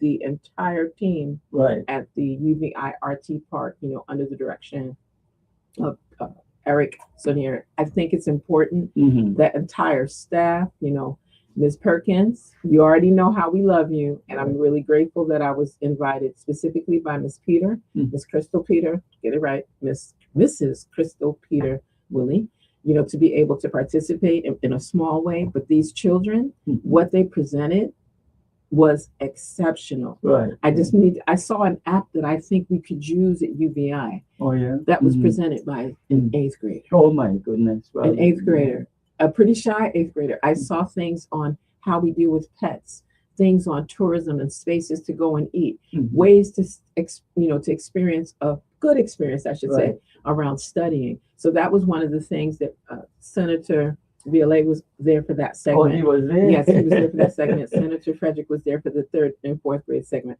I'm like watching all of but we all know Senator Violet was, and we're going to implement this app in the next school year. Yeah. And I said, that's the question. And the young lady, resoundingly, absolutely. Right. But I'm saying that I thought it was beautiful to see these young men in the making, young women in the making, as scientists and scholars and presenters. Well, that's the idea. It was wonderful. We're here to pass things on. Yes, we are. And clearly they are learning. They are learning. We have to provide opportunities for them to show what they're learning.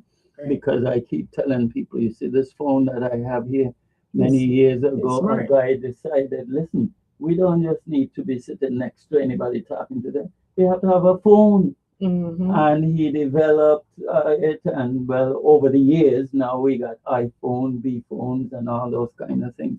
So the essence of it is that things start in a way, and maybe those youngsters that you see, some of them may come up with things that could and be they got very, certificates. Yeah. They got a chance to really be celebrated. Right. It was, I just think that, and you're right. Yeah. Some of the portions that what I chose to do is to just take pictures of some of their displays, because I want to come back to that. It was the 3rd and 4th graders. They had a whole community, jacuzzis, pools, supermarkets, gas stations, electric vehicle sports. It was just really wonderful. Really water purification says, I was just like sitting there.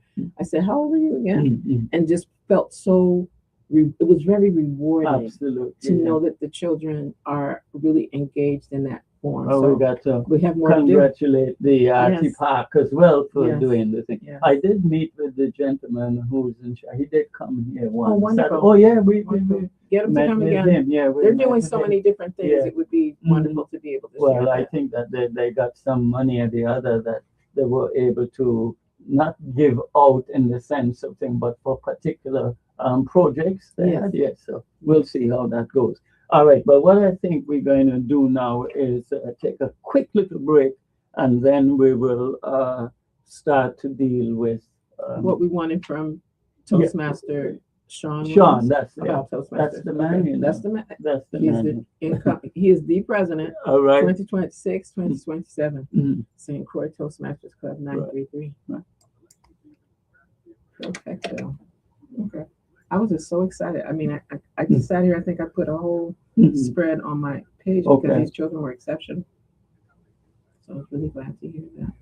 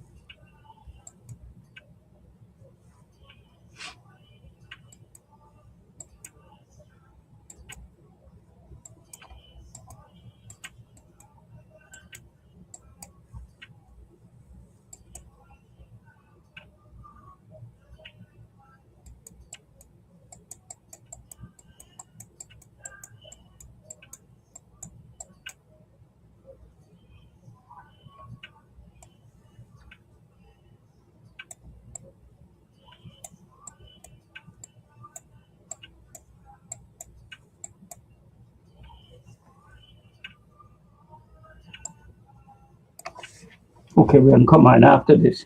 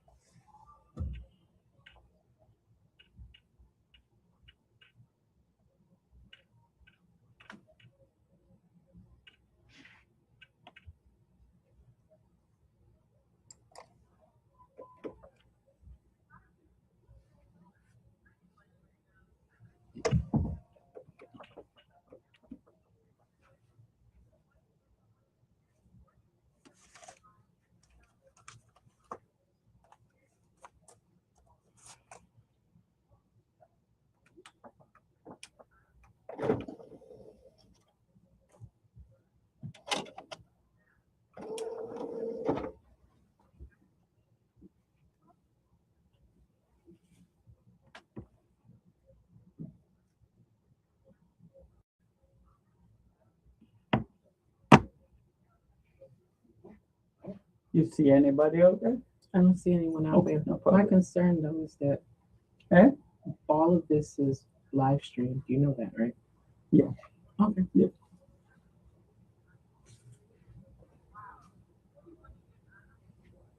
Because you should try to have your music playing in here so that they can hear it online, Mhm. if possible. Well, I have to talk to the management. Okay, go ahead.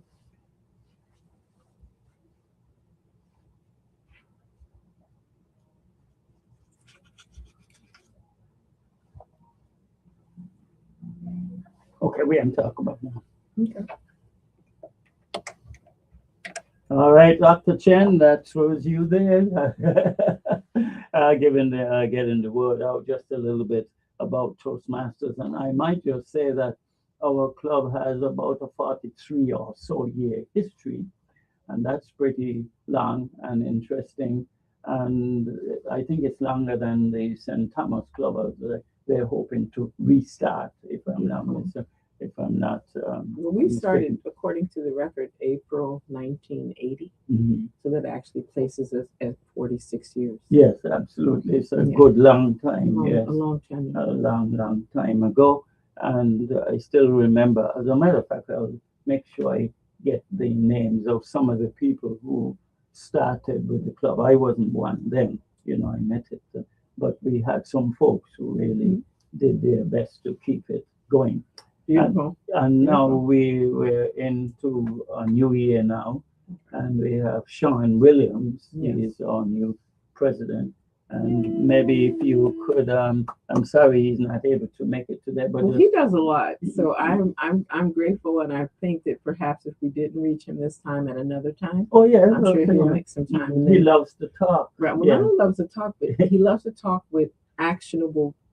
Well, that's what I meant. delivery. Yes, Yes, right. yeah. So it's not going to just be No, He's no, going no. to speak and then give you some really good nuggets. Right. Maybe I shouldn't call them nuggets, but like goldstones of like what you can actually do Right. and still be prosperous, productive, and engaging. So I think that's pretty much so what we get from Toastmaster and current president of St. Croix Toastmasters Club 933, Sean Williams. I Sean. wanted to just share, like Yeah, share after we have our meetings on the first and third Monday of every month, rain or shine. Right, that's right. I'm gonna say that part because sometimes we do try to say, well, maybe we should just be virtual. And DTM Ali, no, listen to me.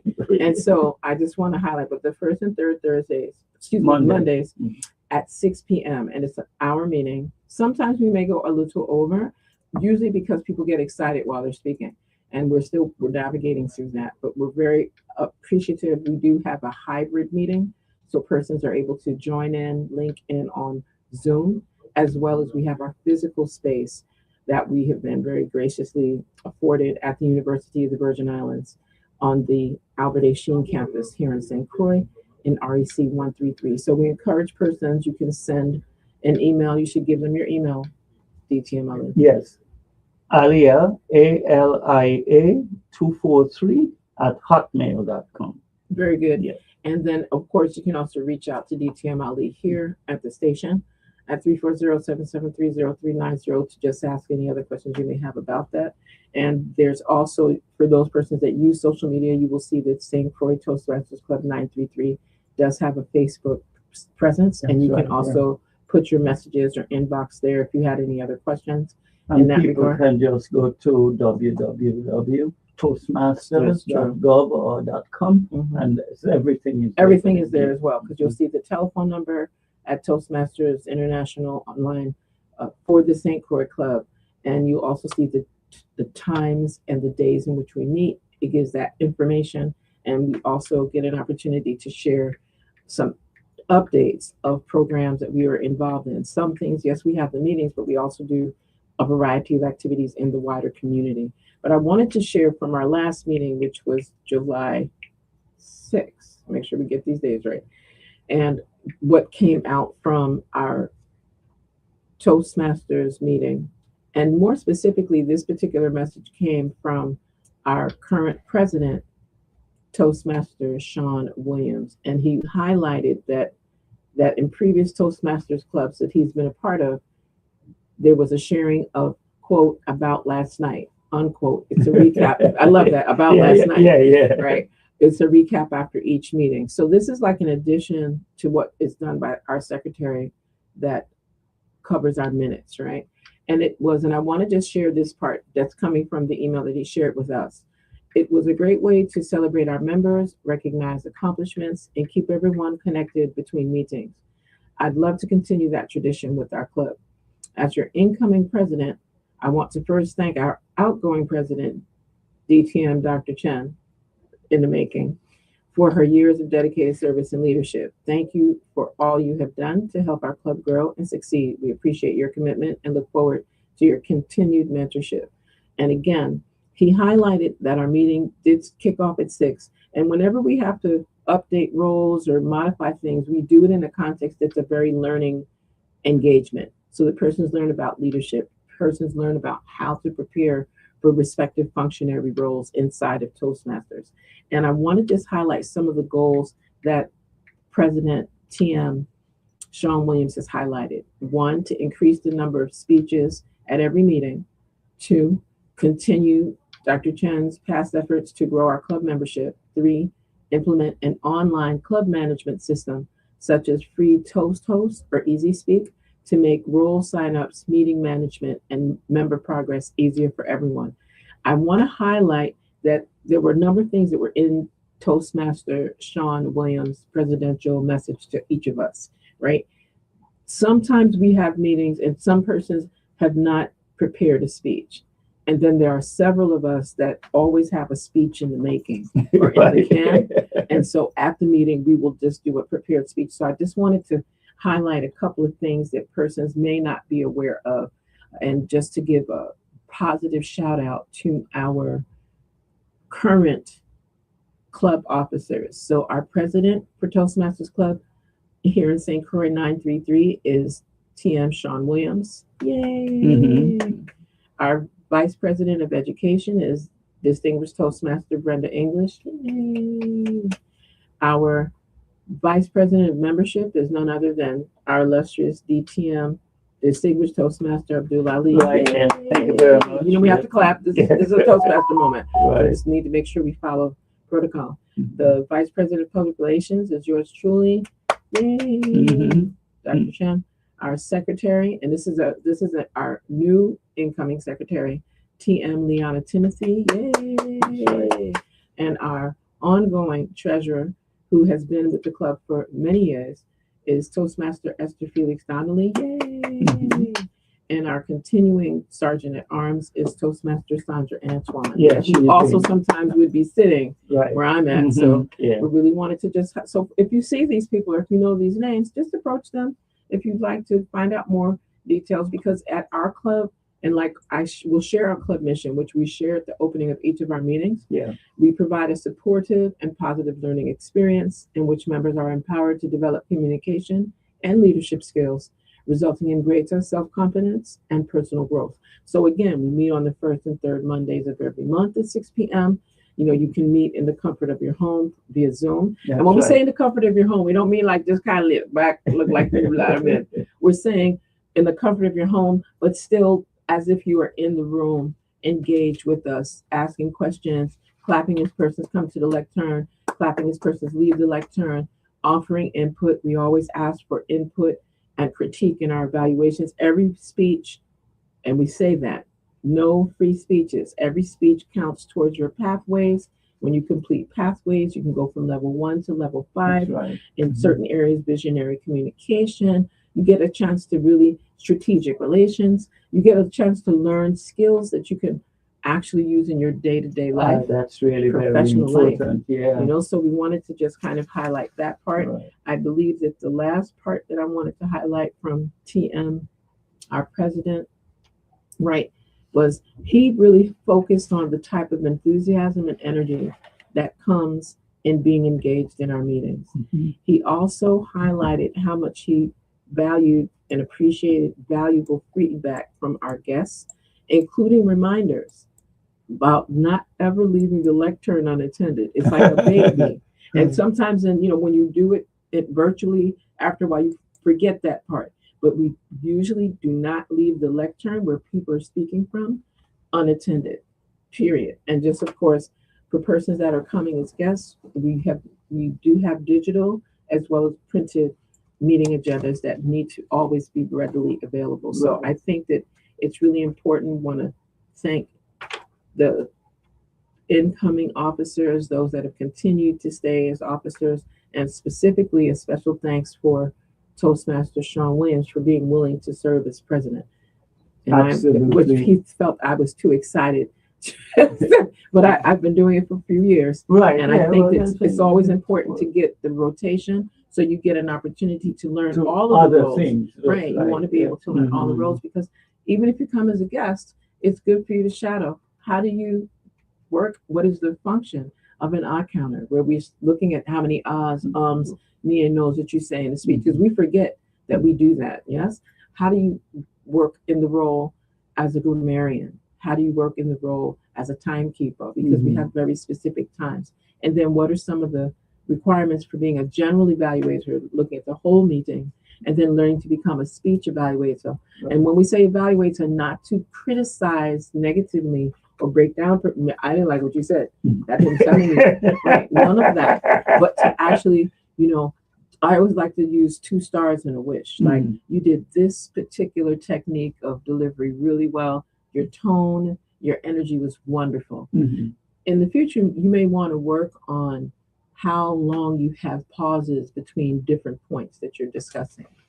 You may want to work on how do you integrate your PowerPoint in your presentation so that it's not just read from your PowerPoint, but you're still in speaking mode and sharing your leadership skills accordingly. So we always do it as valuable. I like how TM Sean Williams, our president, has placed that valuable feedback so that we can actually improve. And each meeting becomes an opportunity for you to improve. So even if you come as a guest, trust and believe that St. Croix Toastmasters Club 933 on the first and third Monday at 6 p.m. here in St. Croix. Again, through the comfort of your home via Zoom, but also physically on the UBI campus. You will be asked as a guest, especially if table topics comes up, and DTM Ali is going to ask everybody in the room, because those are short, impromptu presentations. That's true, yeah. To give you practice. Yeah, So I made some notes here, like the club officer roles, mine, VPM membership, keeping contact with members and guests, transforming members, monitoring membership, and just encouraging people to be members. And I should also say, it's not very expensive. If you are joining up for the first time, it's $25 for that. And then after that, it's $10 per month, right? Right. And I think that that's something that persons can navigate well, because you do not get this volume of resources to teach you at your own pace on leadership, management, public speaking, oratorical skills, and things like that. Working with others. Exactly. Yeah. Yes. And it's not like a heavy. It's not like it's a 5-hour meeting. Right. And again, as you become a club officer, there's certain other responsibilities, because you do get exposed to professional training to strengthen your leadership skills in that particular office. I've had the joint privilege of being an area director. I've done almost all the roles. I'm gonna go back and look at the record. I believe that there's a treasurer. I did. You know what? Don't even say that. And then you also remember that speech contest that you took part in a few years ago. That was fun. And we need to get back. We definitely want to increase some of that, because we have very what I consider friendly competitions, but the techniques that you learn on public speaking competitions, whether they're humorous, whether they're for table topics, whether they're for detailed, prepared speeches, how you evaluate, and the techniques of evaluation. I think it's really something that, and it's not just academic. I need to highlight that. So in Toastmasters, whether you are a professor, whether you are a corporate leader, whether you are an agriculturalist, whatever, a lawyer, whatever, we're all working and learning together. Absolutely. And I just need to highlight that. Right. Okay, then the VP Education schedule speeches, projects, resource for questions about speech contests, mentor programs. You join up and you get someone mentors you and encourages you along the way. You see where you're going, and that person becomes familiar with the VP education, all aspects of the Toastmaster education programs. And as we've indicated before, you could go online yourself and just put in www.toastmasters.com or .org, and you'll be able to see programs and so forth. Secretary maintain the club records, manage the club files, handle club communication, take minutes. That's very important at meetings. Distributing a roster of the paid up membership and so forth. Treasurer, that's the club's accountant, manages our bank account, writes checks, deposits dues, responsible for submitting membership renewal dues to Toastmasters, filing the tax documents, keeping up to date with financial records, and there's a letter that comes out. It's called the Leader Letter from Toastmasters. Got a lot of information in Very it valuable about things information. that's Very going valuable on. So information. we check on that. Sergeant at Arms maintain the club's physical property, such as a banner or a lecturer. Timing devices, arrives early, so to welcome individuals who are coming to the meeting, and really, again, escorts the Toastmasters as they finish with their meetings and so forth. And then, of course, the immediate past president provides advice to the current president and a member of the club's executive committee that remains.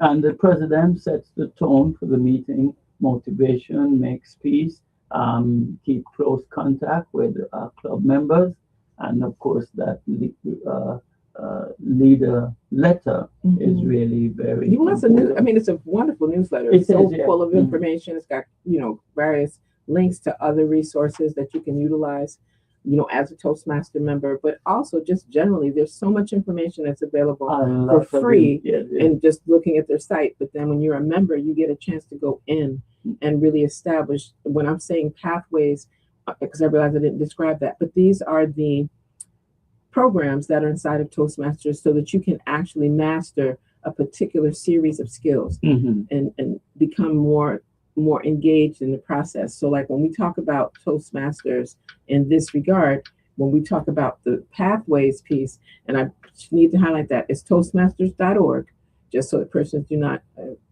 get a little bit over the top when they're trying to go there and can't find it.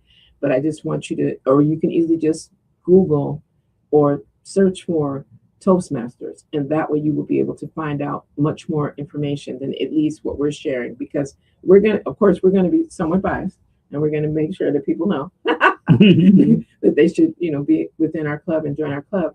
But I also want to just highlight that in August of this year, there's a Toastmasters International, their 2026 convention is happening in Vancouver, Canada, from August 19th to the 22nd. And granted, it's a wonderful opportunity for persons to see the breadth, the wide global engagement of Toastmasters. I think that that's the part that most persons may not really be that familiar with. And I'm looking forward to hearing more about that as we continue to do these different activities. And I think for individuals who want to join Toastmasters, they could make contact with any of us who are on the board, and we'll give them the application form. We'll then they complete that. We send that to Toastmasters International, and then the persons have an opportunity to self-pay as they go on to really get things moving. So it's really been very good, and it's a club I plan to continue with for as long as I'm able to. And it provides just opportunities to communicate effectively, work with other people, recognize that there are differences in terms of thinking on a number of areas, but also there are some key points that we don't have any questions about. We both agree. Exactly. And that we should work with those as we go along. I just want to, if I may, just highlight to go back to what I was talking about with Pathways, and I just wanted to share this because this is directly from their website. The Pathways Learning Experience is an interactive and flexible education program like no other. It was created to help you strengthen your communication and leadership skills as you grow toward personal and professional success, all while having fun with others in the process. Take this journey and partake in the opportunity to build more than 300 unique skill set competencies, 6 specialized learning paths, online content affording you to learn anytime, anywhere, real world transferable skills.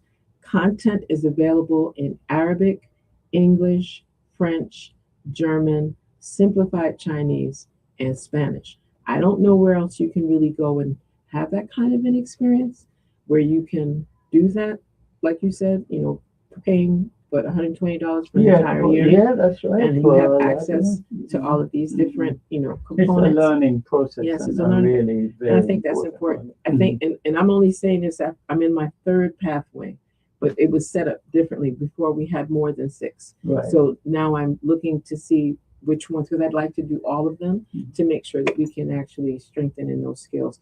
I just think it's important for people to know that. I just wanted you to know, I keep sticking to visionary communication and presentation. That's one pathway. Presentation mastery is another. And persuasive influence, motivational strategies is another one. Engaging humor and dynamic leadership. So again, if you would like to, if you would like to learn more about the Toastmasters program, you can go to toastmasters.org. You can also reach out as we've given certain information to learn about the St. Croix Toastmasters Club 933. Again, any one of us, and we're pretty visible. So just remember, do what Toastmasters, where leaders are made. Absolutely. That's the motto. Right. Thank you for that. And we really believe that everyone has the leadership potential in them, including a wonderful lady we're going to be talking to here pretty soon. Wonderful. And EMS lady who's done a lot. And I think we're going to talk about, you just got an award the other day for the EMS. EMS for children. EMS, yeah. Thank you. So we're going to be dealing with that.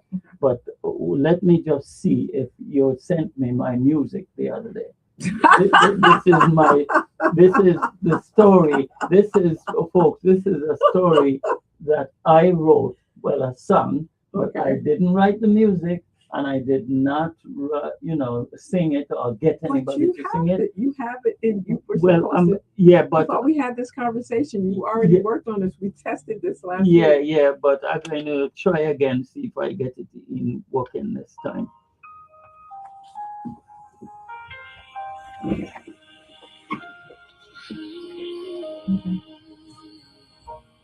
It's too low. No, see.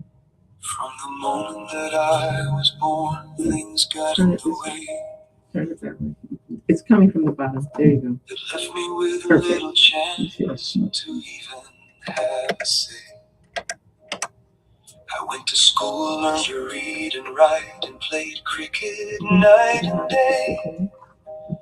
Looking to find myself along the pathways of the drifting hay.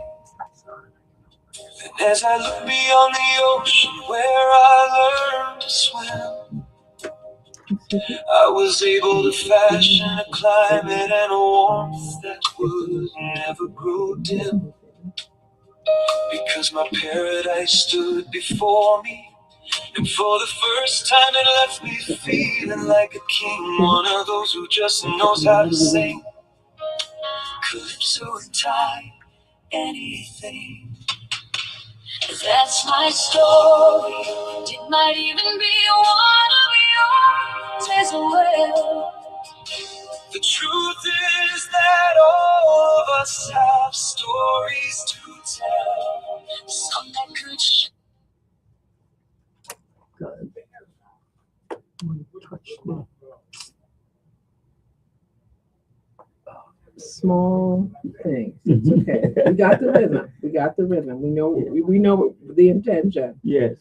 Let's see. We got the Touch intention. something there just now. Technology is not always our friend, but it's okay. We know what we're trying to do. Because my paradise stood before me, and for the first time it left me feeling like a king, one of those who just knows how to sing calypso and tie anything. That's my story. It might even be one of yours as well. The truth is that all of us have stories to tell. Some that could shine the light for others to see. And to even help sisters and brothers to begin to see who they really want to be. As they sit there in the stars, waiting to come down to earth, to swim across the sea. The time came, as it often does, for most of us to explore the world, to see what it stands for, even if our journeys may have us sitting in the cold.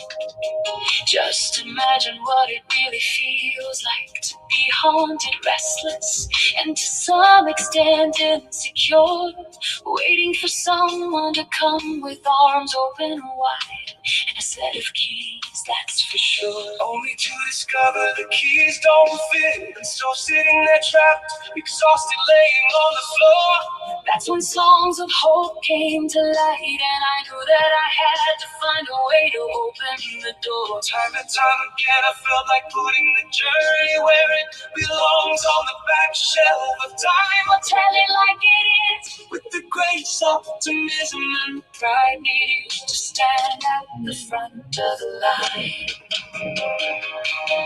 That's my story, and it might even be one of yours as well. The truth is that all of us have stories to tell. Some that could shine the light for others to see, and to even help sisters and brothers to begin to see what they really want to be. As they sit there in the stars, waiting to come down to earth, to swim across the sea. Life's pathway is not just about learning a thing or two, or figuring out what you can or cannot do. It is about being comfortable with uncomfortableness and jubilant as the storms pass by. Refreshed, glowing, and dazzled with delight, feeling grateful, and maybe sometimes high, as the reflection takes place night and day. And even if we don't see it or feel it, it will pass by. As we wait to rediscover history and culture, and a system that doesn't want to say goodbye, but instead wants to hold the order of the day, and power and control, come what may. In the middle of the night, for a day morning, or even as the sun sets at the close of the day, leaving us with no choice but to build the quality of life needed and do it our way. That's my story. It might even be one of yours as well. The truth is that all of us have stories to tell. Some that could shine the light for others to see, and to even help sisters and brothers to begin to see what they really want to be. As they sit there in the stars, waiting to come down to earth, to swim across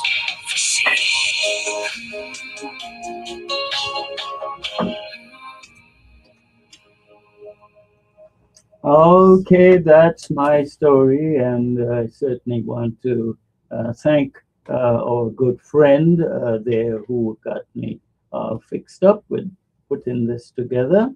And I just sent him the words, and he did the music and everything together, and that's right. So we're going to speak to a lady now who has a story. So look in here and see. Just pull that down a wee bit and just say a few words. Let me make sure you can be heard. Go ahead. A blessed good afternoon. I am Jacqueline Greenwich Payne. Okay, I am hearing nothing there, Jackie. Let's just make sure we're all plugged in here, Jackie. This is here. Yep. Okay, Jackie, let's try again. Let's see, Jackie. Go ahead. A blessed good afternoon. I am Jacqueline Greenwich Payne. Okay, I am hearing nothing on that one. So, yeah, you hear that one. Sure. That is supposed to be working, Jackie. Don't know. Sometimes we have a little mic problem. Did you turn up your board? Sorry, thank you. Yeah, everything is up there. All right, nice to have you with us, Jackie, and the EMS. Now, that's emergency medical services, right? Yeah, okay, but we worked that one out properly, and that's really very good. So I know that you have I have your your team. introduction when we were Oh ready. yeah, okay, but give Just the do the whole introduction. thing. Yeah, That's why I say Yeah, introduce okay. people properly. Yeah, all right. All right. So we're really first and foremost, it's a joy and a privilege to have you here. And I'm the type of person that likes to know a little bit more. You want to know everything. A little about extra detail. So we are joined by Jacqueline Greenwich Payne, NRP. We'll let her explain that in a moment. Has been a first response leader and educator for over 20 years and has been involved in EMS for more than 35 years. Ms. Greenwich Payne has worked as a first responder, firefighter, EMT, paramedic, EMS supervisor, EMS instructor, and EMS executive through her career. She graduated from the Central Texas College, certified as a practical nurse and paramedic. She has held advanced certifications in EMS education, American Heart Association instructor for BLS, ACLS, and PALS, international trauma, life support, and others. I just think it's important that we know so that when we start to ask questions, that people don't think that we're talking to somebody that doesn't have a whole lot of experience.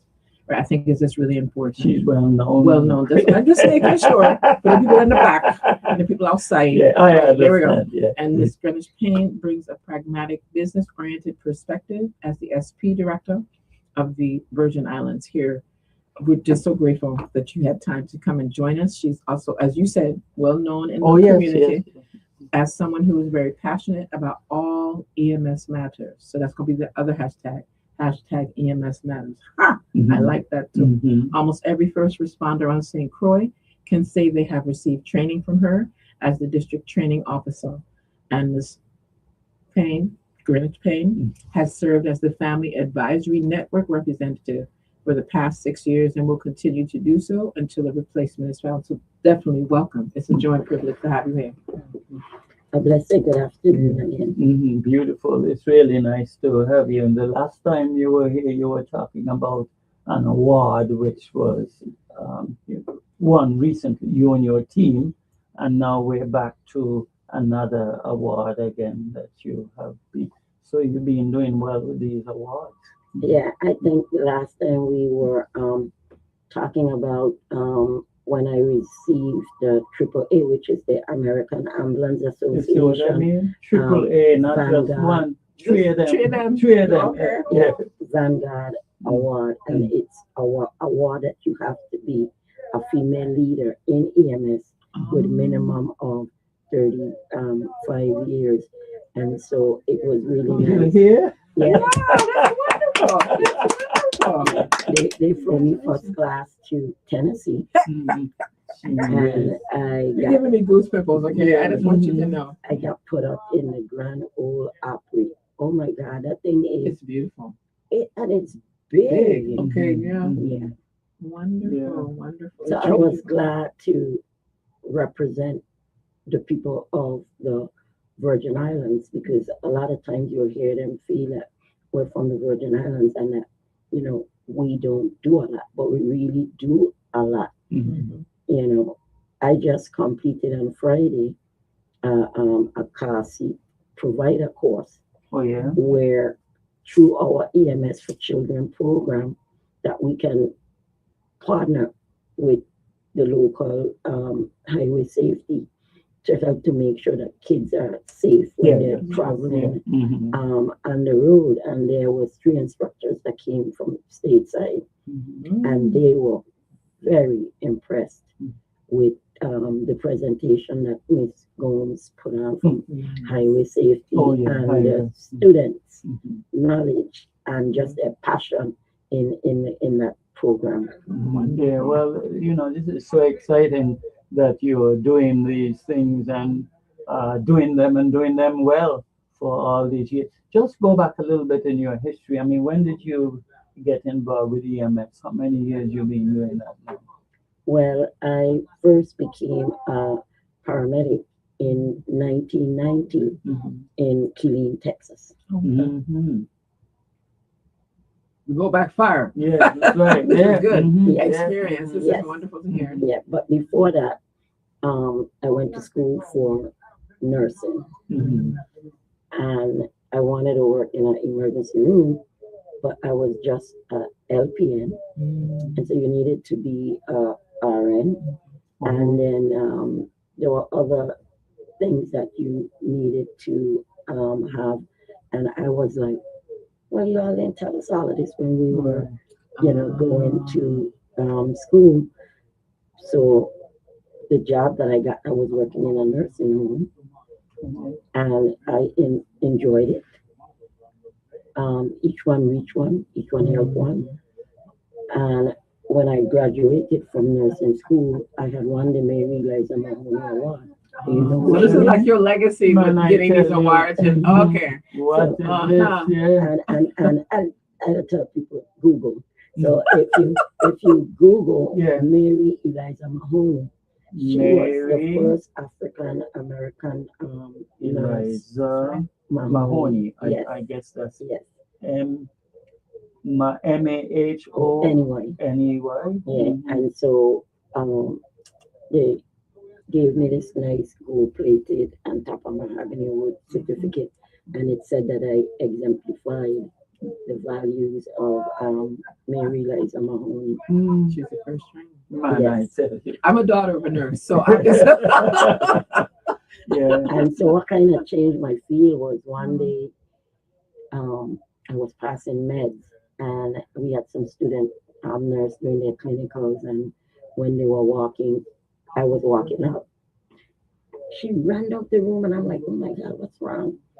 And so she knocked over the cart. I got meds all on the floor, but I just ran to see what was wrong with the patient. And the patient was in full cardiac arrest, and she didn't have a do not resuscitate order.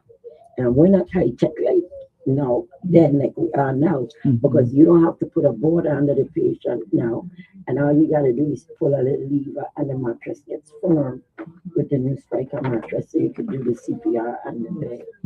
So I have to get the little board and put the lady on and start the CPR. And I went to the administrator and I said, Mr. Aldridge, I quit. He says, Miss Jackie, but what are we gonna do with you? Because they used to say, oh, you need to go back to the islands in your bush hut. Oh Lord. Oh Lord. And you know, when it comes to people, sometimes people take a profession because it's a profession they can get a job easy. Yeah. But they've lost the humanly friendly and compassionate side. And so I have won a saving bond. They give me a $5,000 saving bond. I put it up. I didn't do anything with it. So when the paramedics came in and took the patient from me, I said, I think that's a job I would like, because guess what? I don't think I'll be getting attached to the patient. I'll drop them off and I don't have to come and see them the next week. But guys, that didn't work. Right. You still was tired. Every person I meet, I form a connection. Wow. You're a connector. What a rich legacy.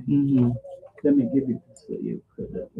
Okay, now they got me doing all kinds of things here. We got things going on in the mic room. Okay, I think I better put it like that.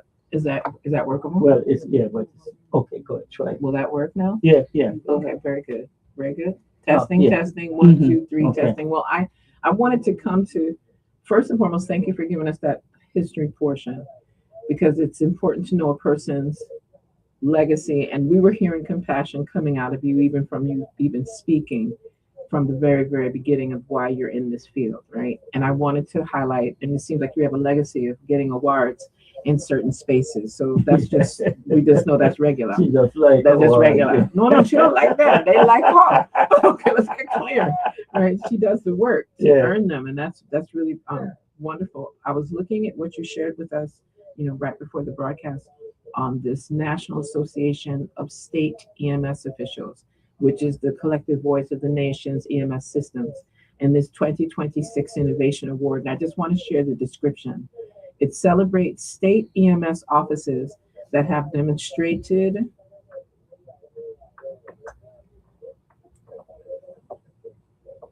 a second. We good? Okay, wait. Okay. That have demonstrated. I don't really see us moving like that. I'll use hers for a second if I'm at. Well, you could use this now. Go ahead. Okay. All right. Right. Okay. I didn't want to. Okay, let me go back. So the word description for this 2026 Innovation Award, it celebrates state EMS offices that have demonstrated creative and impactful use of innovation to address challenges, improve system performance, or enhance provider and patient experiences. And specifically, this award went to the Virgin Islands EMS for Children's program for their pediatric disaster initiative, correct? Yes, ma'am. Yes! I need to clap on, I'm a clapper, Right. because I think that it's important that we acknowledge, what you were able to put together. Did you want to just give us an overview, or did you desire for me to share what this program description? I think you probably will do a better job. I'll give you a little overview and then you could take snippets out of there. Okay. But the Emergency Medical Services for Children program started in October 1st of 1991. Wow. So I think this year we're going to be, I think maybe 30 years or something like that. So I'm working on trying to plan a celebration so that I can thank all of the individuals in the community that helped to make this possible. So this is a program that is sponsored by HRSA. And so the reason that they want Emergency Medical Services for Children program is only 14% of hospitals nationwide can actually provide adequate and training and have the right equipment and providers to provide the care. So through this program, what we're supposed to do is be the champion for children within our communities. And so how do we do that? Within the hospital and the EMS system, we find individuals within these system to work with us, and they're called PECs, Pediatric Emergency Care Coordinators. So we have in the ER, we have in the NICU, we have in the pediatric area, mother and baby, and we have in the emergency medical services. And so what do we do for them? We make sure that they're trained and that they're educated. And so we got them certified as trauma nurses, in emergency nursing, and just anything that, that we see that is needed. Because, a lot of the critical care patients that require critical care is being thrown off.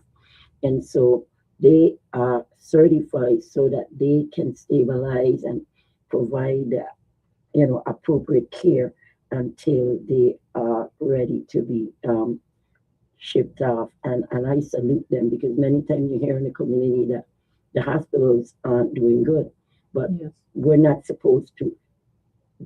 I like to tell people, don't talk about it, be about it.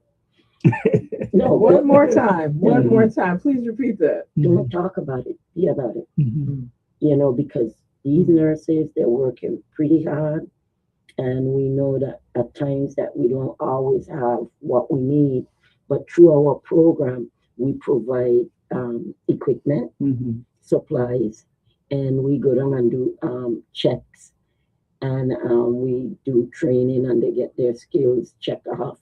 Also, the EMS providers within the VIFMs. Mhm. So now the EMSC program is housed within the Office of EMS in the Department of Health. Mhm. And so now I'm working as a compliance officer regulator for the emergency medical services. Mhm. So it's mandatory by HRSA that we are part of the National Association of State EMS Officials. So I know every state director in all 52 states and territory personally. Yeah, that's And so we sit on that council so that when they're talking about EMS, that we can champion for children throughout the nation. Yeah, absolutely. And the children, That's they're exceptional. very, very, very important indeed. Yes. And we need to make sure that this is happening and will continue to happen. Yes. So where did you really begin to learn all these wonderful things? Who inspired you along the way to be the person that you are today? Well, I would say that I was inspired by the way I was brought up Mhm. because I had four sisters and we were raised by our aunt, and you know we lived in youth care centers, and so we knew that there was something out there better Yeah. for us. Mhm. And so along the way, that's why people say, "Oh, Miss Jackie," or they call me Lady Payne. Mhm. You retire? I says no. Mhm. And I could remember, and I tell this story all the time, when I was going to school to become a paramedic. It's not like now where they do these 6 months class. Mhm. It was almost 2 years alone just in didactics, and then another 18 months just for clinical. Mhm. And I was like, oh my God. So one day when I came home and I was hanging my coat in the closet, I was crying Mhm. because I said, I expect so much out of my children because I had small kids then. And I hold them to a standard. And so I got in the closet and I started to pray. Mhm. Yes. And I said to my God that if I could understand the anatomy, the physiology, the pathophysiology, Mhm. that I would share this as long as I can. Mhm. And so when people tell me that, I says, well, I didn't get the message yet that it's time to leave. Mhm. So I'm here trying to VIFM is a new EMS service. Mm. And so my job is to empower, to educate, Right. to build their confidence and their competence. Because people don't do what you tell them to do, they do what they're trained to do. So I want to make sure that in our office as regulatory is to protect the safety of the people within the community. Yeah. So through this EMSC program, we also have, through the grant, we have to have fund members, which are Family Advisory Network members. And so initially when the program started, we had one fund member, and I started off as a fund member. Mhm. And then eventually the feds, wanted me to be the lead and the program. But now we formed a fund group throughout the territory. Mhm. And so bringing it back to the award, one of the things through our performance measures for HRSA is that our hospital has to have plans to include children, Yeah. including a pediatric disaster Mhm. plan, and also that we have to exercise that plan. I agree. But I'm here to tell the people of the territory, I was very impressed working with all of those agencies throughout the territory. Right. And Bennett here, when I went to meet with the principal for the school that we used for the exercise, and we asked for the disaster plan, I was when we got that disaster plan and the emergency exit plan and how each monitor is assigned to a certain wing to escort the children, even what their route is from the school that we use to their reunification. And during the exercise, they actually exercise it, and the kids single profile and walk to Canigata, which was their read and the sidewalk. So we're so impressed that we had a good show and a strong show. And I'm telling you, we couldn't have done this without our partners. And I really want to say thank you to Kenneth Aline from the Levy Group, because he was the coordinator that helped to put this whole plan together that we worked with. Our mental health division, they came out strong too.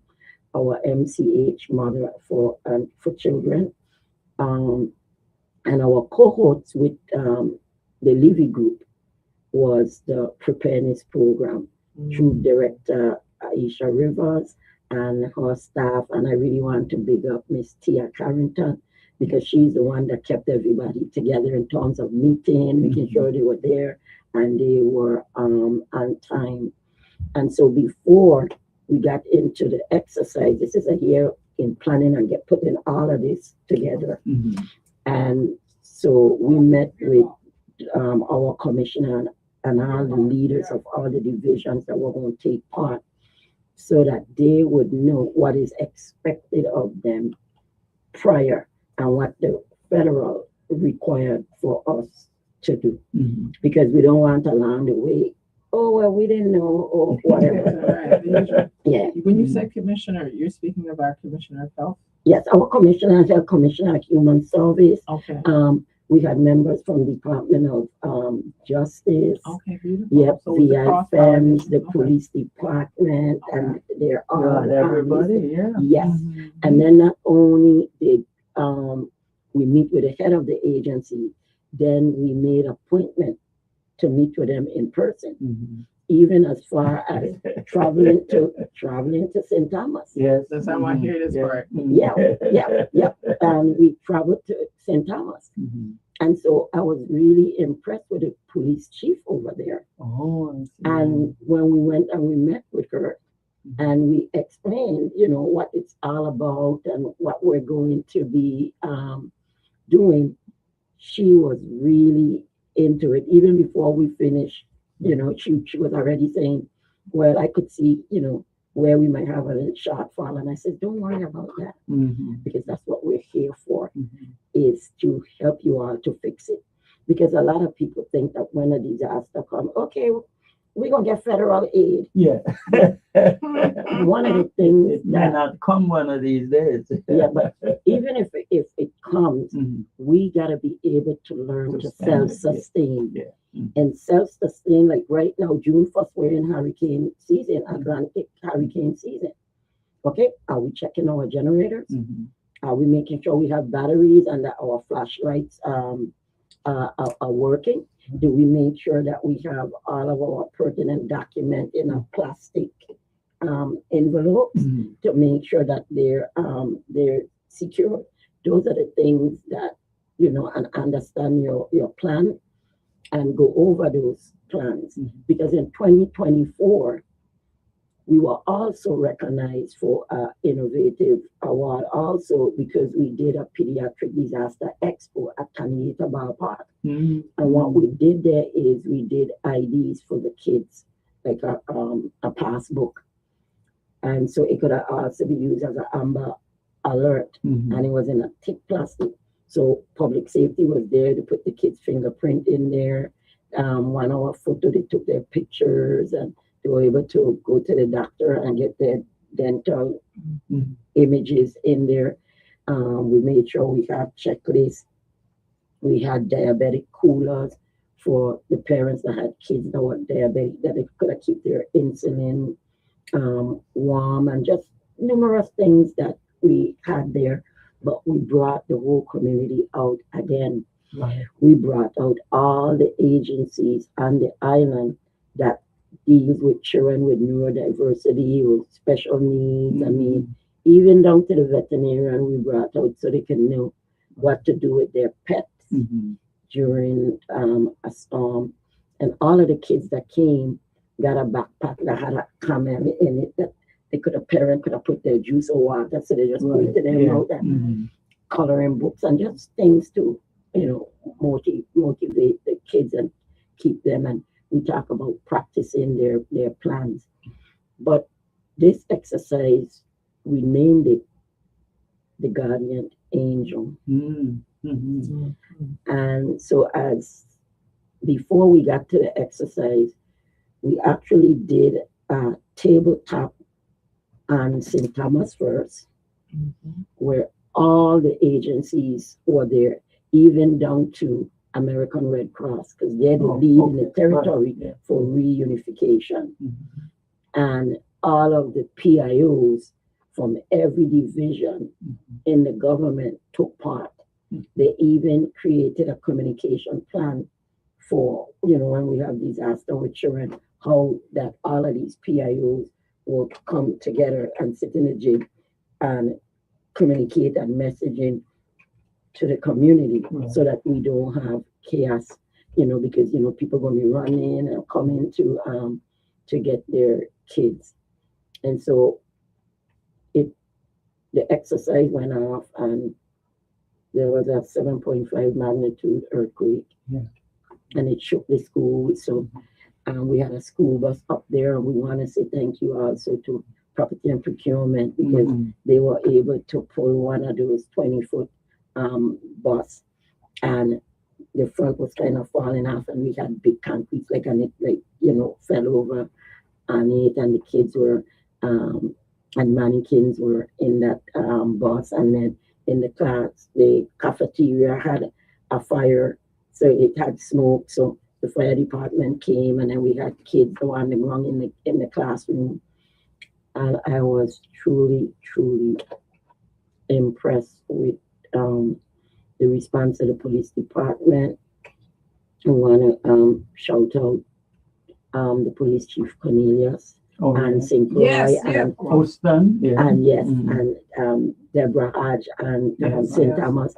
I mean, they came out and they played like it was real, really, I mean, making sure people were in the right place, traffic and everything was clear for the ambulances to be able to get egress and regress, meaning entering in and going out. So it really came together. Well, I'm sitting here listening to you, and I realize that you have this ability to encourage people, to bring them together for the common good, and people want to support what you're doing, and especially with the children and so forth.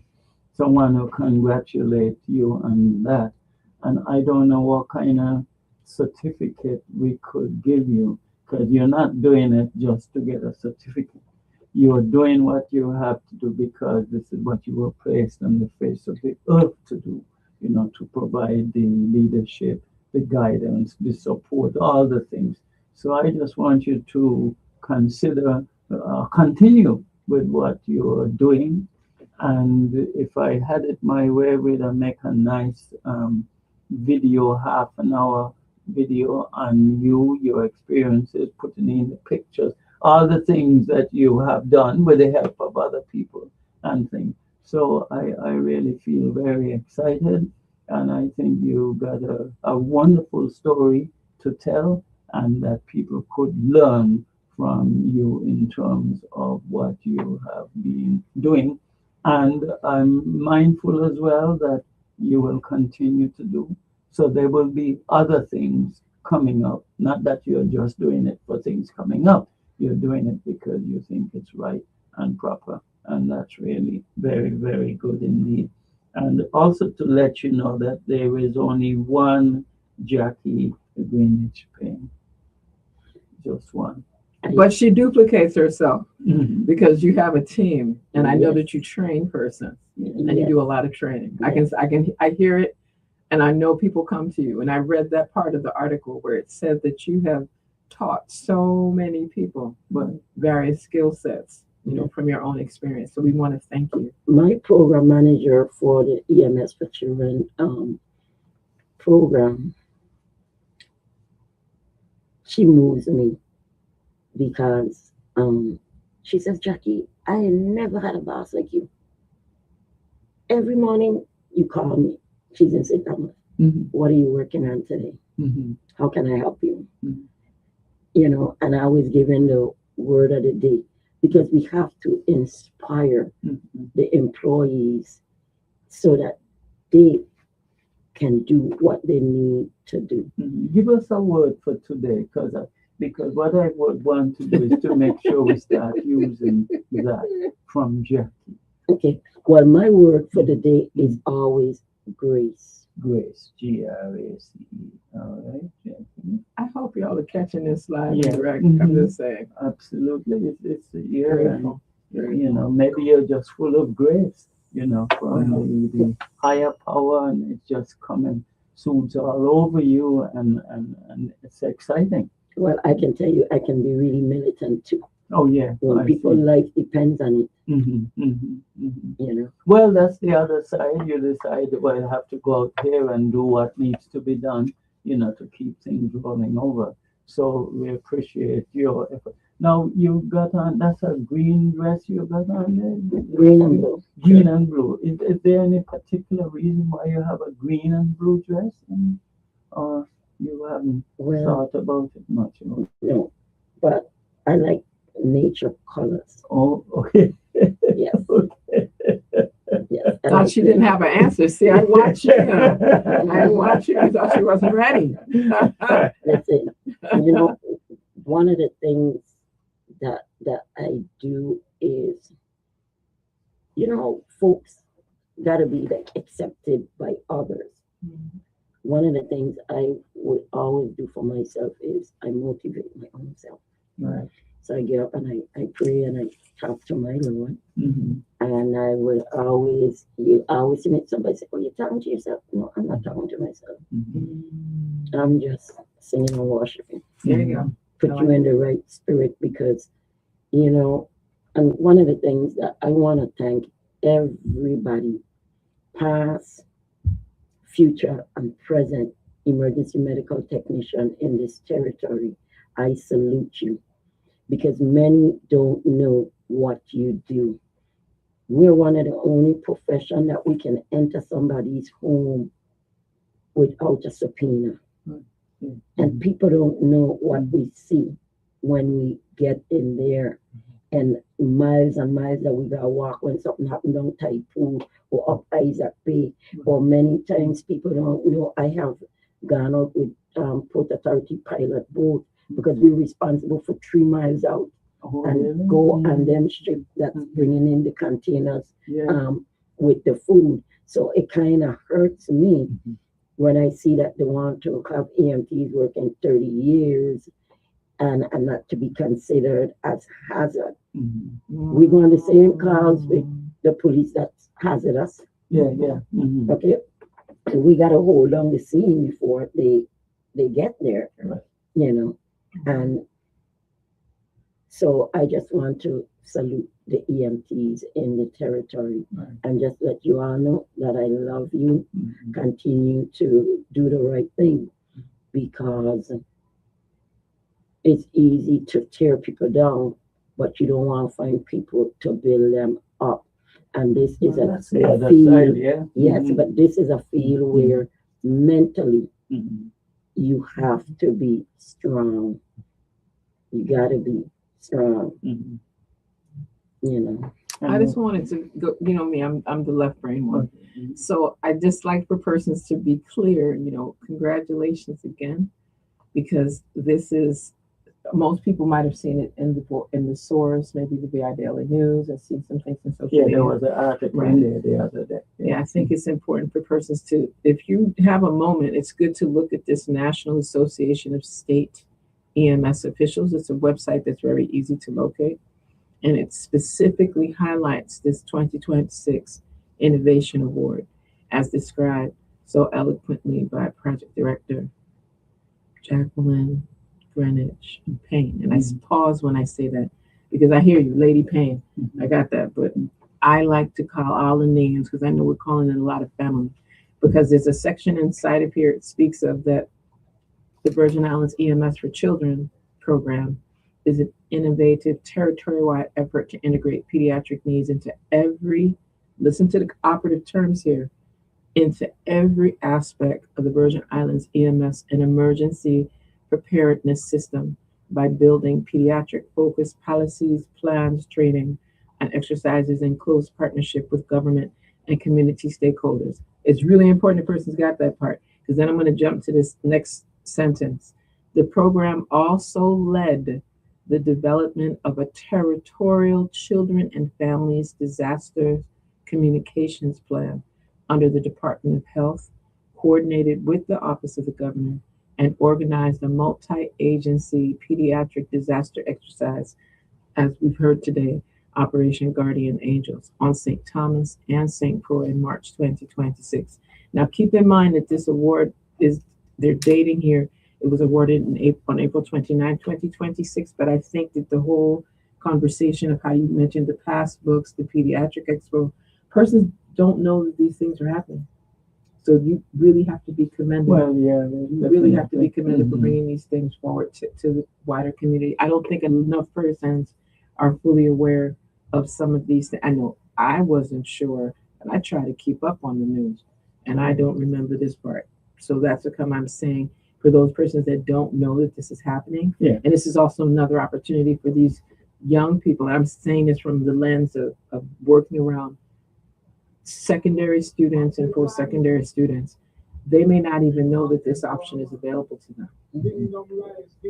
But one of the good things too was the parents signed permission slips. And so we had kids from the Lapid Elementary, Charlotte Amali, that took part, and we were able to moulage them, and they took part in the exercise on both islands. And we did not leave out St. John because we have something coming separate for the St. John. Make sure you hear that, family in St. John, because I know you only heard the St. Thomas, St. Croix portion, and you're not left behind. I thank you for that. Thank you for that. And one of the things I want to, because it's going to come out soon, but I want to big up my St. Johnians, because every year the Myra Keaton, Snyder, and JFL have to do a PPRN, which is a pediatric check-off by the feds. So they have to fill out all of those forms in terms of being pediatric ready. And so this year, Myra Keaton scored, you have to have a 75 or greater, and Myra Keaton scored at 81%. And so we would be recognizing Myra Keaton as being pediatric ready. Beautiful. This is good. I hope that, again, we started today's program with a lot of not so happy news, but you've shifted that significantly. So thank you again for sharing that. And I encourage persons to just, because I'm learning this part, Virgin Islands EMSC Project Director. She's got a long title, but it's okay. Yeah. Virgin Islands EMSC Project Director. It's wonderful hearing all these great experiences. I know you just like, this is what I do. This is just the work. Well, she just yeah. Yes. Well, I listen. You talk about prayer, so continue to pray, please, because that's really very important to the higher power, and open the lights up there. Then you talk about grace. So I'm going to. I don't. You got any grace? I'm gonna walk in some grace. No, I have to keep grace. Yeah. Okay. Well, I'm gonna keep working on my grace. And then you talked about building people up. If you remember that conversation, and then think, you know something, this this one in. See if you get that one that Not working? No, we didn't. So you build people up and so forth. So I don't know what was. We're gonna work on Mr. it. Ali, I want to share this with you, right? Yeah. That I want people to understand. Mhm. I don't save life. Mhm. I am the vessel Mhm. that he works through Mhm. to save lives. Mhm. I see. All right. I'm so glad. Oh, Well, wait maybe- a second, DJ Amali, we gotta pause on that one. Yeah. Did she put it in You context? might be You put it in saving context. lives, you know. Wow. You may well be saving Grace. lives. Grace the Lord. Grace the Lord. You think it's done now? I think it's the cord. Oh, it's the card? Oh my goodness. No worries. All right, We're sorry. gonna keep- So we'll you keep it think moving. it's the card? It's okay. Keep Well, it moving. hmm. Don't worry about it. We'll keep Okay, it moving. she got to get through there. All right, my dear. So we want to say, just keep up what you're doing, continue it. That's what you were placed on the earth to do, and just do as much as you can. It will never be forgotten at all, you know. And we just appreciate your help. Let me see. I think this is maybe about the third time you've been in here to Yes. talk about awards, you know. And I'm looking forward to the fourth time with you. Well, yeah, It's there must be another award coming. Yeah, that's There what I must be mean. another award And coming. after three comes four. And another thing, you know, I asked you about your green dress, and I'm gonna tell you why you got a green dress. Your name is Green. That's where the green comes from. You In see, the words of you DT can't Ali. you can't get away from it. Green, Greenwich. Okay. So do all that you can. There is no amount of money or anything could really show benefits for all that you're doing.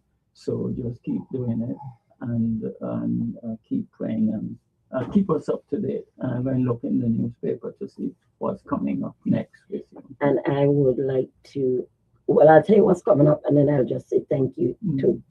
But what we have coming up, that when we did the after action, after the exercise, one of the things that we got from the nurses from MCH is that if we could find a way that in a disaster, that people would be able to know sometimes what's wrong with the children. And so what we're now going to be working on is called ID program. And this ID program is for children with special needs and neurodiversity.